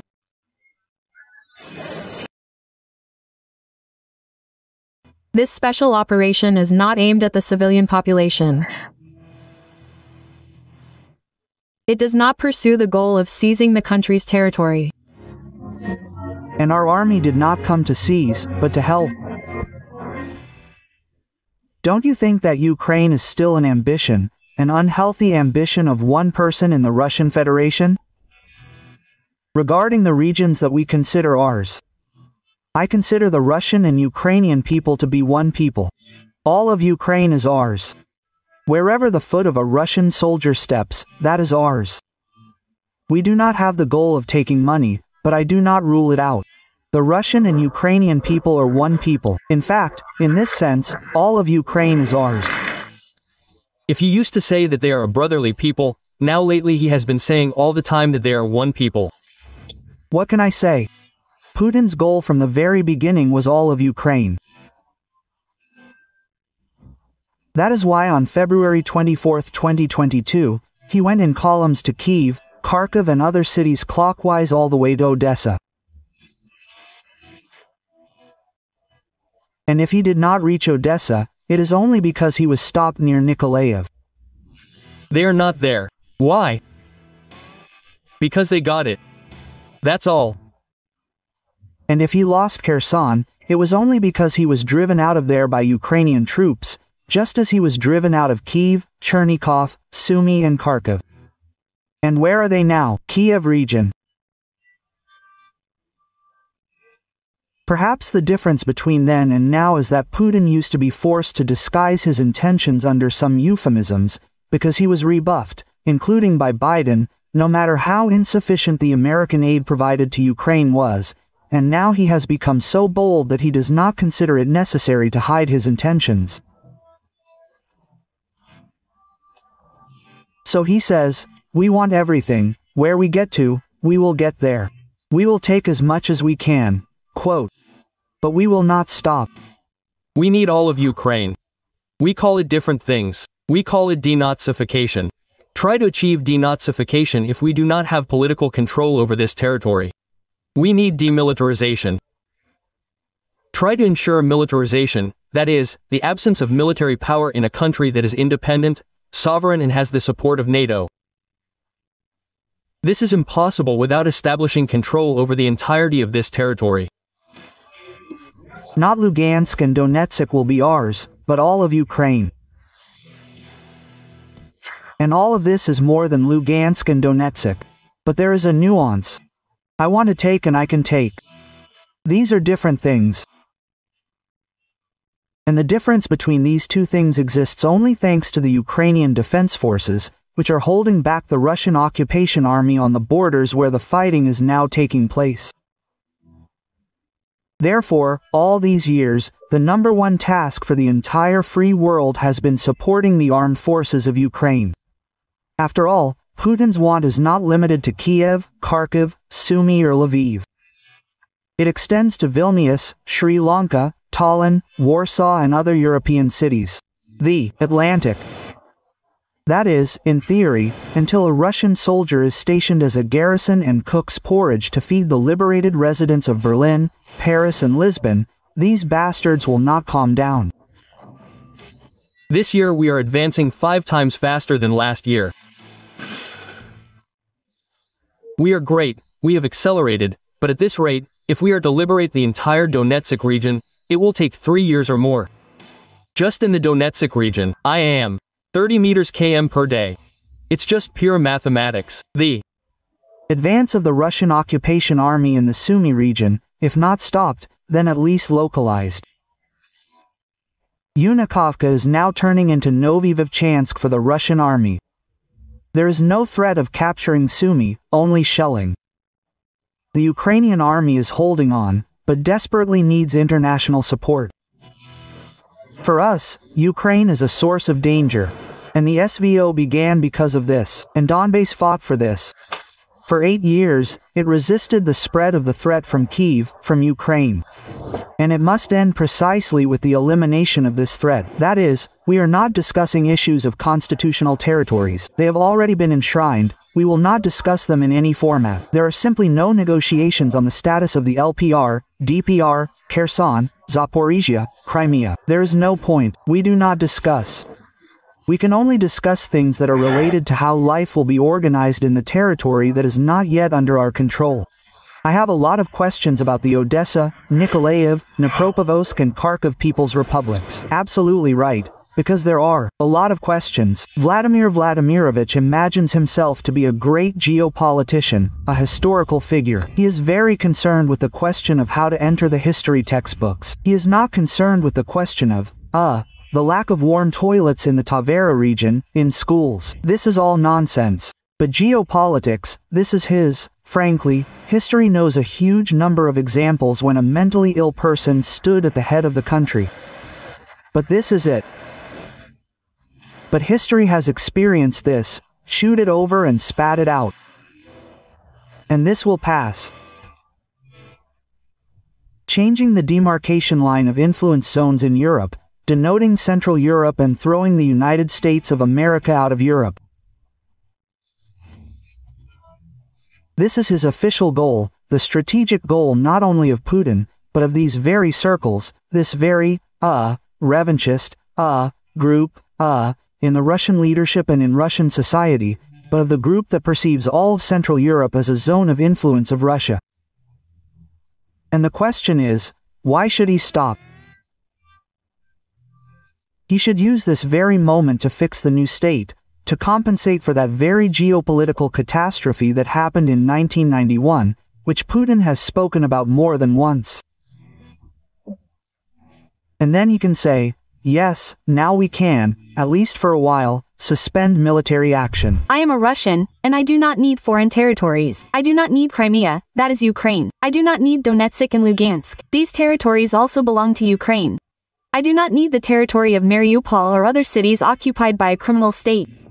I do not understand why I should expand my borders if my country is dying out, degrading and overgrown with hogweed.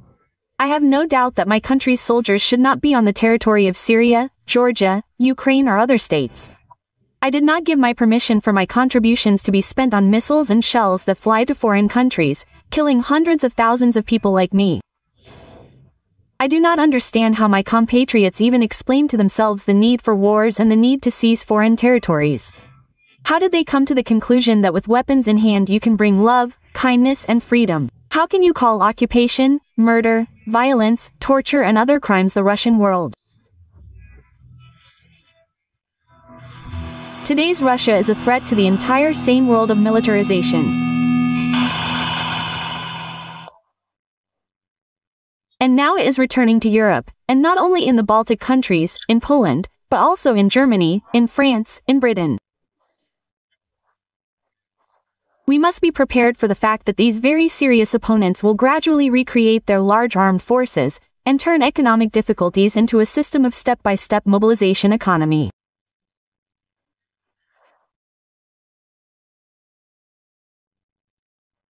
The Atomic Energy Organization of Iran announced that the Islamic Republic will significantly increase the production of enriched uranium.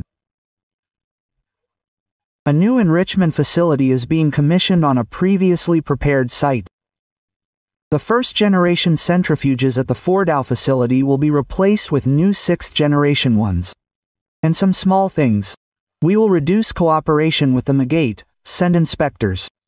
Our response to the Zionists and the Americans will shake the foundations of the universe, the pillar of sacred fire and blah blah blah. In general, the Khamenei people need additional penetration. Note that the U.S. strike on Iran did not involve 3 aircraft carriers and their escort ships, and they are there. And since strategic aviation has already been used, they are there for a reason. One can fully expect an even more massive strike. We once offered our Iranian friends to work in the field of air defense systems. Well, the partners did not show much interest then. Well, that's all. As for the treaty we mentioned, about strategic partnership, there are no articles related to the defense sphere. That's the second thing. And thirdly, our Iranian friends are not asking us about this, so there is practically nothing to discuss.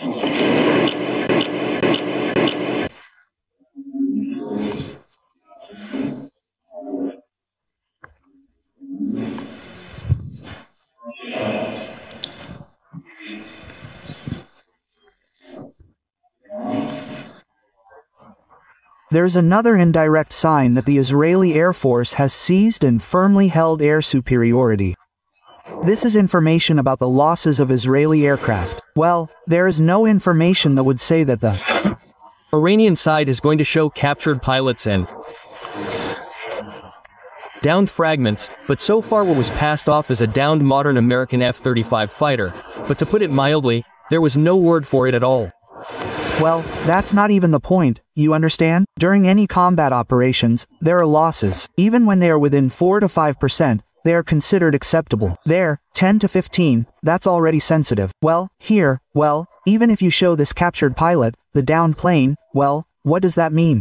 This means that air supremacy remains with the Israeli Air Force. Judging by the initial reports, the results are quite satisfactory, or rather, approximately what was planned. Of course, we are talking about an event of colossal importance for the Middle East region and for world politics in general, for the situation in the Middle East. The Americans intervened in the war. This changes the situation both from a military and strategic point of view, because after the military, of course, the Americans are able to add more to Israel's capabilities. They have already done this. Accordingly, certain military problems can be resolved more radically and more quickly. But besides everything else, by intervening in the war, the Americans took upon themselves, perhaps to a significant extent, I will not say responsibility, but, let's say, responsibility for some kind of political settlement, hypothetical. That is, if Iran does agree to some kind of settlement, then, in fact, it will be with the Americans, who, if earlier they were, well, let's call it that, involved in a voluntary mode, now they are direct participants. Well, and, in addition, a variety of scenarios are possible. Iranian strikes on the Americans. I was literally not aware of the last minutes. It seems like there was a strike on us. By the way, I managed to hear that you discussed the shelling of certain objects by the Iranians, in particular the statement on the Nastazione Institute for Biological Research. In fact, there is such an institute and it is a secret facility. It is related to the Ministry of Defense, but I can say firsthand that I do not know what else was the target, but tens of meters from my house, literally several dozen in the middle of a residential area, a submunition exploded.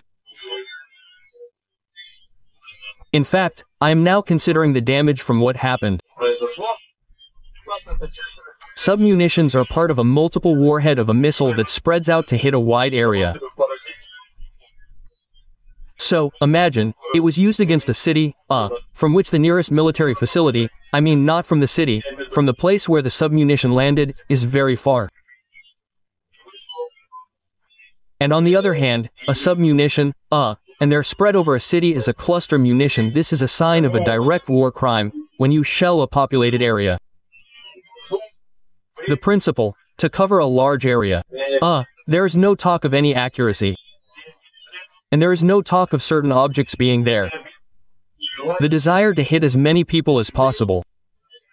Fortunately, in our place this did not happen. Property damage is material. Well, a clear example of Iran's actions, no matter where they were aiming. In other cases, there are obvious cases of deliberate shelling of cities and the principle of whoever God sends. We have seen that over the last few days the American military has been moving troops closer to this region. Yes, there are ships and planes and so on. Tell me, do you think the Iranian authorities had any room to maneuver to, I don't know, somehow strengthen this facility in Fordow even more or do something to secure their, so to speak, peaceful nuclear program? No, of course, they didn't have the slightest opportunity. The only opportunity was to remove something from certain facilities if they assumed that they would be subject to strikes. Perhaps this was done, but in any case, it was a minor matter. To dismantle serious property. It's hard for me to say how it works technically, but in any case, it should take a lot of time from the point of view of air defense. Naturally, Iran had nothing to do here at all. By the way, in recent days I was especially amused by the statements of some Russian commentators that the Americans are afraid or will be afraid to strike this facility because of the alleged presence of Russian-made air defense systems somewhere there. Naturally, this was funny and could not have been an obstacle. However, the Russian-made systems were destroyed earlier by the Israeli army. In any case, the Iranians had nothing to do. The only thing that could have stopped this was if the Iranian government had accepted the demands of the United States. We understand this today, but they were not going to accept them. Either they did not believe that the Americans would dare, earlier, they did not believe that Israel would dare, or they believed that no matter what, we will not give up enriching uranium and are ready for an escalation. They have already received an escalation. And how can Russian people who have disgraced the great aviation industry calmly walk the earth?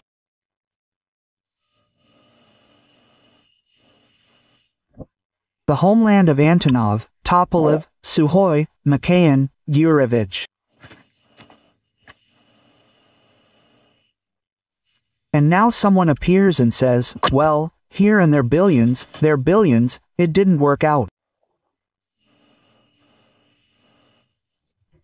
Degrees should be annulled. You are not aircraft engineers, you are not designers, you are a disgrace to the people, you have disgraced the country.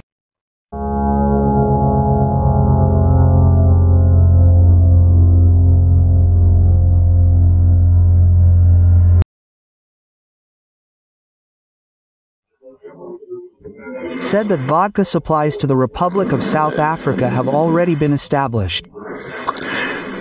You know, this is a very correct, serious step. Why? Because if you drink vodka, as we say, you need to have a snack with something. And therefore, meat products will certainly follow. That means grain supplies. That's a plus for grain supplies.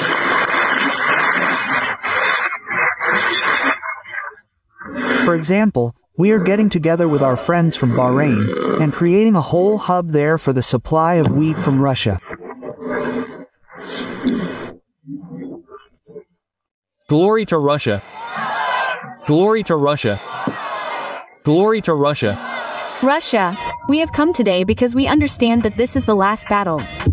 In fact, the last battle of our people, and not only the Altai people, but all the peoples who live in the Altai Republic, and in principle in Russia. The Moscow authorities have driven Altai to despair. Probably the most massive rally in the last decades took place in the capital of the Republic. Thousands of people appeared on the streets of Gorno-Altaysk. They are demanding that their republic be protected from the tyranny of Moscow bureaucrats. The authorities cut the constitution of the Republic and removed the words about territorial integrity. According to our constitution, the only source of power in the country is the people.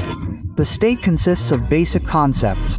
I'll tell you, the people and the territory. If there is no territory, if there are no people, such a state no longer exists. And today I see that this process is in full swing. Apparently, Moscow does not like the fact that Altai exists at all. The security forces put pressure on everyone who tried to speak out against such an initiative, and such impudence brought people to the boiling point. The people understood that they need to defend their republic and stand to the end. Today in the Altai Republic we see how our people are disappearing. People are leaving the Republic because they cannot find work here, because they cannot realize themselves here. And we are losing territory. And do not say that the locals are selling it. Yes, they sell because it is economically difficult, but it is 20 to 30%, and 70 to 80% goes either through auctions or to investors for their regional investment projects, as they call it. That is where the land goes. And it is not you and me who sell it. That amount cannot be sold. We need to understand that you and I should not just speak out, just stand here and leave. No, we must achieve our goal to the end, because there is no way back. Last week we said how the Altai people blocked the federal highway. They were protesting against the municipal reform in the Rio head of the Republic, Andrei Turchik. Intimidating people, the Tsar's henchmen grabbed the activists and dragged them to hell. The result was unexpected for the authorities. The Altai people were not afraid and came to the court building to support the detainees. Then the authorities pulled up another portion of Derzhimort, and this has already caused mass protests against the reformer. Video messages, pickets, posters even appeared on trucks. The capture of one of the drivers was led by the head of the Criminal Investigation Department of Gorno-Altaysk himself. In the Rio, the governor called on the rebels, was imbued with the spirit of the sacred Altai and promised to make important amendments to the law. But can he be trusted? Do you remember the April protests of the Altai people? Then Turchik removed the words about territorial integrity from the constitution of the Republic. This is a betrayal of the region. The protege in Moscow cannot be trusted. He is only an executor of the will of the federal center, whose dream is to destroy the national entity. This is not a whim of the Pskov thief Turchik. This is a federal special operation. In Caucasia, despite the resistance of the governor, they have already adopted a law abolishing two-tier self-government. The Supreme Council of Caucasia, which is almost entirely a member of the United Russia Party, tried. Opposition Deputy Oksana Razvarina correctly stated that the law removes citizens from participation in governance. Now the main challenge for the domestic economy is the transition to a sustainable trajectory of balanced growth. I want to emphasize this. On the trajectory of balanced growth, we must ensure high-quality, intensive dynamics in the real sector by modernizing production and increasing labor productivity. And it is better, of course, if this is done not in an intensive way, but through the introduction of new technologies. Why are there protests against a single-tier system? It is based on the principle of binding to the population, not to the territory. People understand that this is the centralization of power, this is a single management of everything, and first of all, the budget is very important. It does not take into account the specifics of the territories and the needs of the local population. This is preparation for consolidation, the purpose of which is to destroy the historical and cultural identity of our peoples. Let's remember the unification of the 2000s. What was the result? Few. The annexed districts are experiencing demographic degradation. For example, more than a quarter of the population left the Koryaksky district after consolidation. The Komi Permyk, Taymyr, Ustorda, Buryat, and Evenki okrugs have also lost most of their population. But the autonomous okrugs that resisted unification show a completely different positive trend. A single-level system of governance destroys villages and towns. Doctors are leaving, schools and kindergartens are closing. People are being deprived of their right to choose. If the Altai Republic is united with the Altai territory, the Altai people will make up about 1% of the population, the rest will be Russians. And the living people will turn into a small problem at the level of statistical error. The Altai people are not fighting against reform. They are fighting for their survival against the evil empire. It is not similar in terms of territory, this is a competitive advantage. Even the Russian Empire consisted of territorial units with a separate system of governance. There were provinces, the Great Don Army, the Kingdom of Poland, the Grand Duchy of Finland. By the way, with their own constitutions and parliaments. The United Kingdom consists of 4 parts, each with its own internal structure: England, Scotland, Wales, Northern Ireland. In addition, the Isle of Man, but the Channel Islands, Gibraltar. Smart countries change institutions to suit heterogeneity, looking for their own uniqueness. Social and cultural diversity are prerequisites for progressive evolution, for continued development. But this is not in Russia. While talking on camera about investments, innovations, in practice the authorities are trying to destroy diversity and turn everyone into one obedient herd, uniform. The Russian Federation has driven itself into a dead end of centralism, and any projects imply consolidation and other unitary, stupid strategies. Vertical thinking contradicts free natural development and brings the Russian Federation closer to collapse. Gentlemen officials, do not stop. In the fall, a new head will be elected in the Komi Republic. At the same time, the communists have a high rating. The authorities are afraid that they will not be able to count the election results correctly and therefore do not allow Oleg Mikhailov, a popular communist candidate, to register, that is, they do everything to prevent him from taking part in the elections. Before that, you were driven away by the rage of veterans of the so-called SVO, and they did not allow Mikhailov to submit documents. In support of the communists, they hold single pickets. Even the deputy of the State Council of Komi, Nikolai Brodenkov, joined the action, holding such a picket in his native Izhma. Despite total control, Moscow is losing power in the national republics. People are beginning to understand who Putin is and are ready to elect anyone, even communists. By the way, inventors without alternative elections. What they fought for, they got. They are ready to elect anyone, just not Putin's united Russia. This is already a warning sign. Russia cannot be defeated. It can only be destroyed from within. Russian television continues to admire Operation Web and is no longer embarrassed to admit that it was a complete failure for them. Military correspondent Alexander Kotso said that the strikes on their airfields cannot be called terrorist attacks, because they are military targets. What happened to our planes all over the country? I will tell you honestly, I am not inclined to, qualify this as terrorist attacks. We are, after all, at war. We have a difficult, protracted conflict with a very serious enemy. I am not talking about the collective West now, I am talking about Ukrainians in their purest form, and because they are a very dangerous, cunning, inventive and insidious enemy. And what are we hearing now? It turns out that it is not only the West that is a serious and dangerous enemy, but Ukrainians in their purest form. If at the beginning of a full-scale invasion they were told that they would publicly recognize the professionalism of the Ukrainian special services and would suffer such losses, the Z-Patriots would only laugh. After all, his colleagues are still trying to convince the people that they are fighting the collective West, and that is why they have been marking time for years. We are fighting NATO, you are an ignorant Nazi. But Kots admitted that all this is a lie, and they cannot cope with the Ukrainian armed forces. I'm also not a supporter of blaming everything on Western intelligence agencies. Many of our highly respected authoritative experts today say, it was not the Ukrainians who did this, it was Misha, it was Masad, it was the CIA. Listen, let's not make our enemy, a serious enemy with whom we are fighting on the ground, some kind of stupid monkey that is incapable of anything without its curators Misha or Masad. This is not true. The Ukrainians are very inventive, very cunning, as I have already said. That is, now Russian war correspondents themselves admit that their propaganda is brazenly lying and underestimating the enemy's strength, calling Ukraine a puppet of the West that is incapable of anything without their help. Some aircraft that we no longer make, well, like the Tu-95, for example, yes, the idea itself, the execution itself, it seems to me, is purely Ukrainian. I would still say that this is sabotage, not a terrorist attack, because we are at war and they attacked military airfields, not civilian ones. What happened in terms of execution?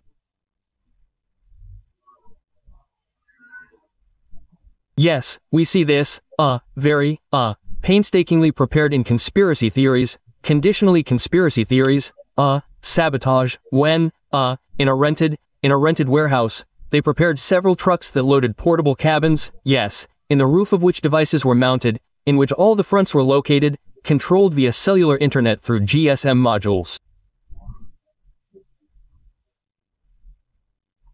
There are a lot of questions. Firstly, well, we were completely unprepared for the fact that there is no rear with these technologies, the question of using FPV drones in the deep rear, but it was a matter of time. Here you go, this time has come. That is, according to the Kremlin war correspondent, as a result of Putin's wisest decisions, Russia no longer has a rear and there are no safe places left in the country. After all, Ukraine can reach anywhere and hit targets thousands of kilometers from the border. This is an issue that we have also been discussing, but I don't know for how many years. The issue of protecting our aircraft at airfields. The issue of physical protection. We are now getting videos from, I think, 2021, where our former head of the Ministry of Defense says that the construction of reinforced concrete shelters at airfields has begun. Where these reinforced concrete shelters are, is unclear. There are no safe places now. I don't know what will happen next. Maybe there will be a submarine base in Kamchatka, nuclear, or in Vedyevo, yes, in the Northern Fleet. Anything. Or launches or launch silos of our strategic nuclear forces there. I don't know what will happen next. The question, again, is about the work of agents, when such a whole organization, yes, clandestine, operates in Russia. That's why it wasn't opened. With this, of course, there are many questions. Here, patriots are already commenting in panic on what is happening with the Russian economy. Gherkin's comrade Maxim Kalashnikov said that Russia is moving toward an economic collapse, because of which a real revolution against the current government could begin in the country. Despite all these cheerful statements that everything is fine, everything is moving forward, we are winning. No, guys, unfortunately, the situation is very bad. I have long forgotten, I ignore words about unprecedented economic growth.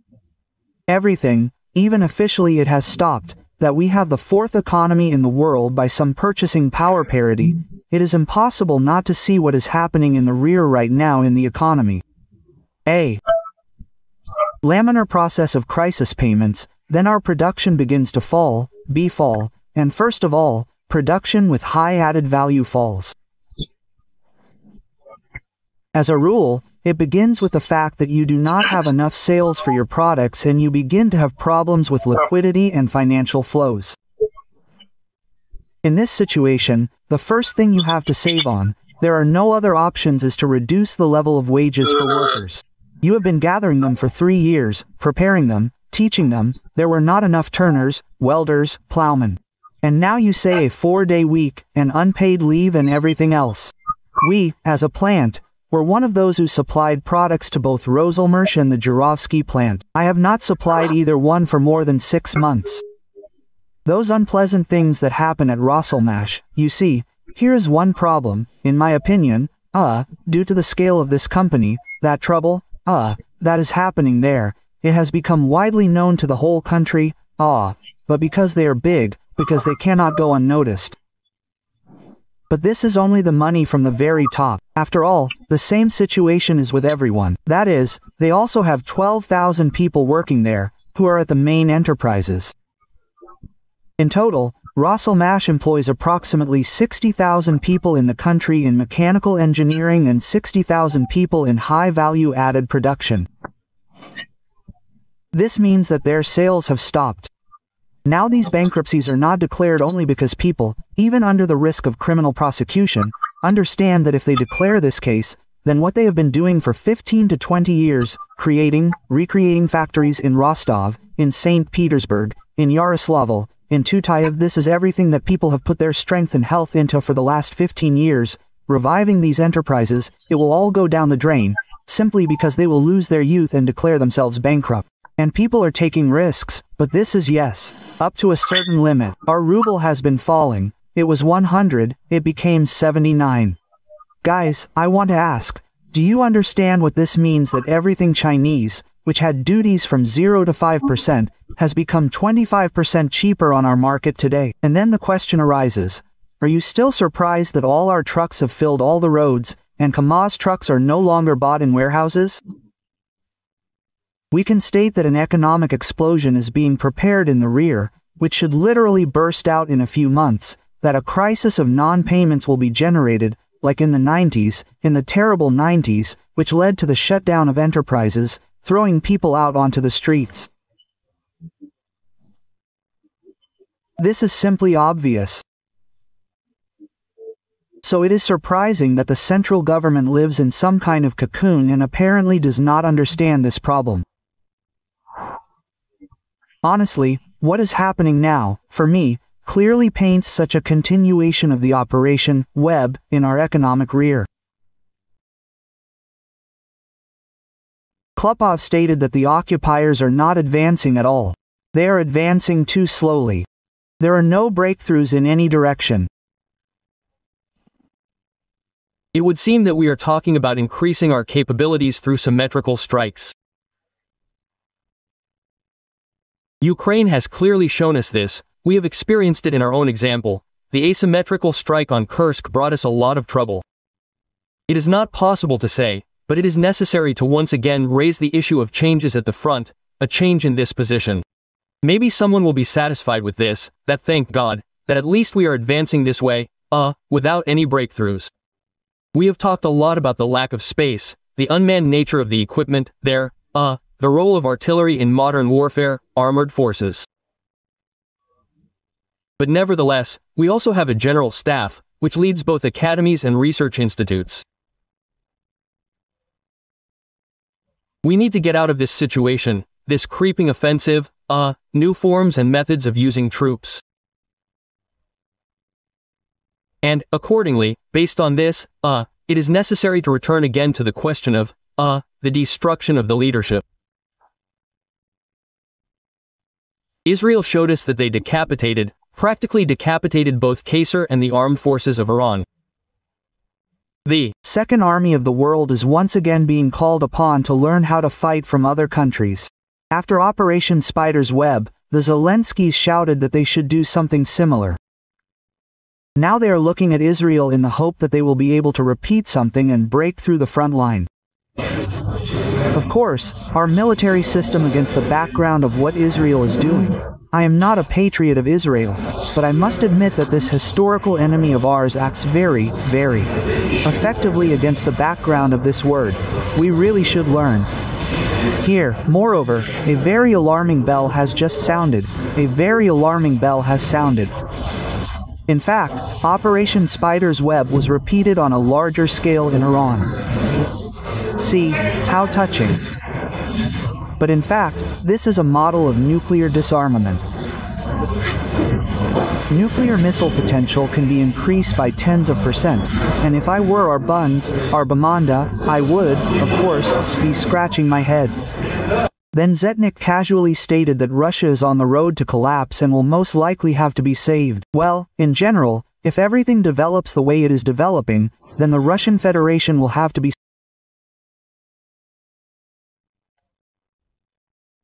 Colonel Klupov stated that Russian television shows footage of an intensive and successful offensive, which is not true.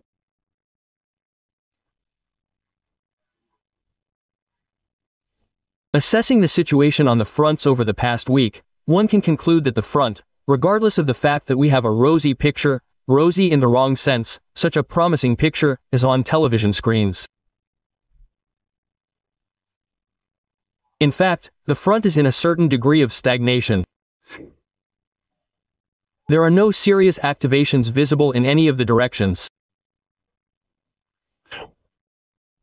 The front continues to move as it was moving with such a creeping offensive.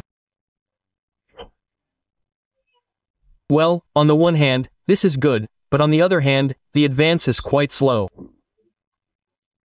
Pankin demonstrated the bright picture that Colonel Klupov spoke about. And all the same, the Z-Patriot needs the occupiers to do at least something that will please all the Z-Patriots. We are so tired of the lack of any big news from Ukraine that would, well, make us a little happy that progress is really happening. Yes, we are constantly talking about the fact that we are about to approach Sumy, and not only Sumy. Every day there are reports of the capture of new settlements. But in such a way that it would really shake things up and spread across all the internet media, including Telegram channels. There has not been such news for a long time that would make every Russian person happy, yes, every patriot of Russia. The Zetniks continue to talk about the special Operation Spiderweb and want something similar to happen in Ukraine, to show the footage on TV. Information support for what is happening, we all understand, is very important. They have something to brag about, something to show the audience. Yes, these, our smoking strategies. We too, need to show something. There should be some kind of picture so that you, not only here but all over the world, can see that there's a real heat wave going on in Ukraine. The cynical presenter liked the photos of the destroyed Kherson administration, and he wants to see more. At the same time, the Zetniks do not say a word about the fact that they are striking at civilian infrastructure. It still does not fit in my head that Russians can only be happy about other people's grief. It was a beautiful shot, really beautiful, a blow to the Kherson administration. Now that's what I understand. These are the kind of shots that are needed so that they run to the best telegram houses, so that there is something to show. This would remind us once again that we are really moving forward, that we are really determined. Well, Kalashnikov is still offering his ideas for conducting military operations. He is right about one thing. Ukraine continues to weave a web into which Russia will inevitably get caught. The intelligence headquarters is, in general, what stands in Kyiv, in the fourth year of the war, unharmed. Here the SBU and the GERs are there. In fact, their leaders continue to weave a web.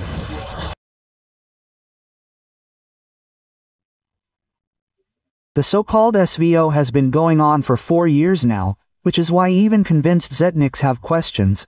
What are they doing at all, and why are they not using their capabilities to the fullest? And here the same forbidden question begins to be born. Maybe they just don't have these capabilities? Colonel Rustam Klupov is perplexed. Why hasn't Russia delivered that crushing blow that would have accelerated their desired victory? We are not using all our capabilities, not all our resources. The disruption of logistics is also here, maybe, repeating itself. Yes, it can't be, but repeating itself. We have talked about this very often. We also talk about these notorious bridges across the Dnieper. And the whole war consists of 2 parameters. These are technical capabilities and political will.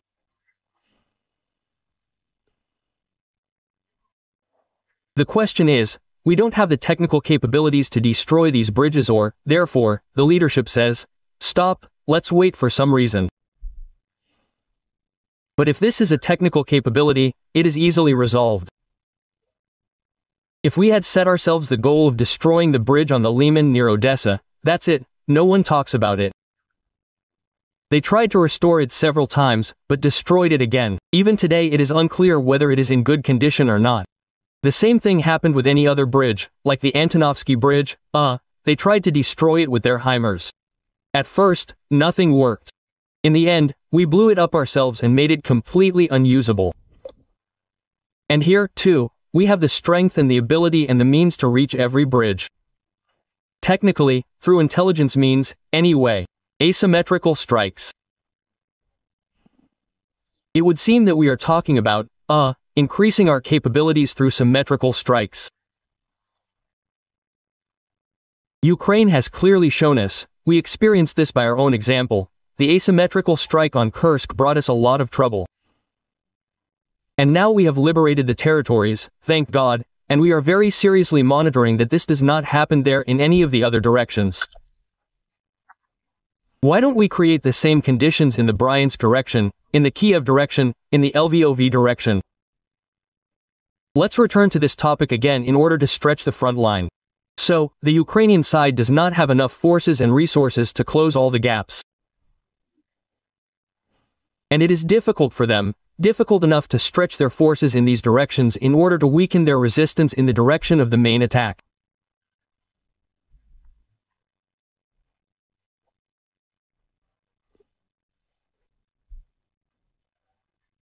Now, after 3 years, the question arises of clarifying the military political goals, taking into account that, how NATO has performed as a whole, how individual states have performed, how, to what extent Ukraine's defense is being built and how effective, therefore, are the previously set goals, because they set the goal of denazification, they gave birth to a whole galaxy of followers of these Nazis, they set themselves the goal of demilitarization, they led to the complete militarization of both society, therefore, and the state of this country.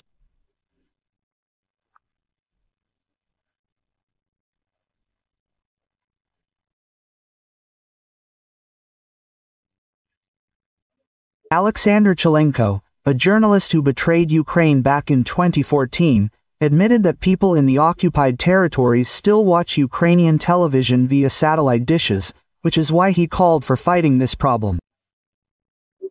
After all, these people can receive information about Russia's war crimes.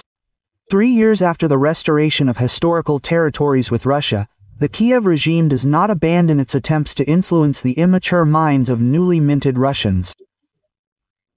What do you think, is our propaganda, including in the media, coping with its task? Because it seems to me that we are not doing enough to convey our point of view, including to the historical regions of Russia. Even now, yes, after 2 years, well, then it was 2 years, and now it is the same, 3 years after the new territories joined the Russian territories. In many places, there are still Ukrainian dishes. They are popularly called Goronichi mountains. Well, they just have this kind of device, 3 heads, that's it, and they are called Goronichi.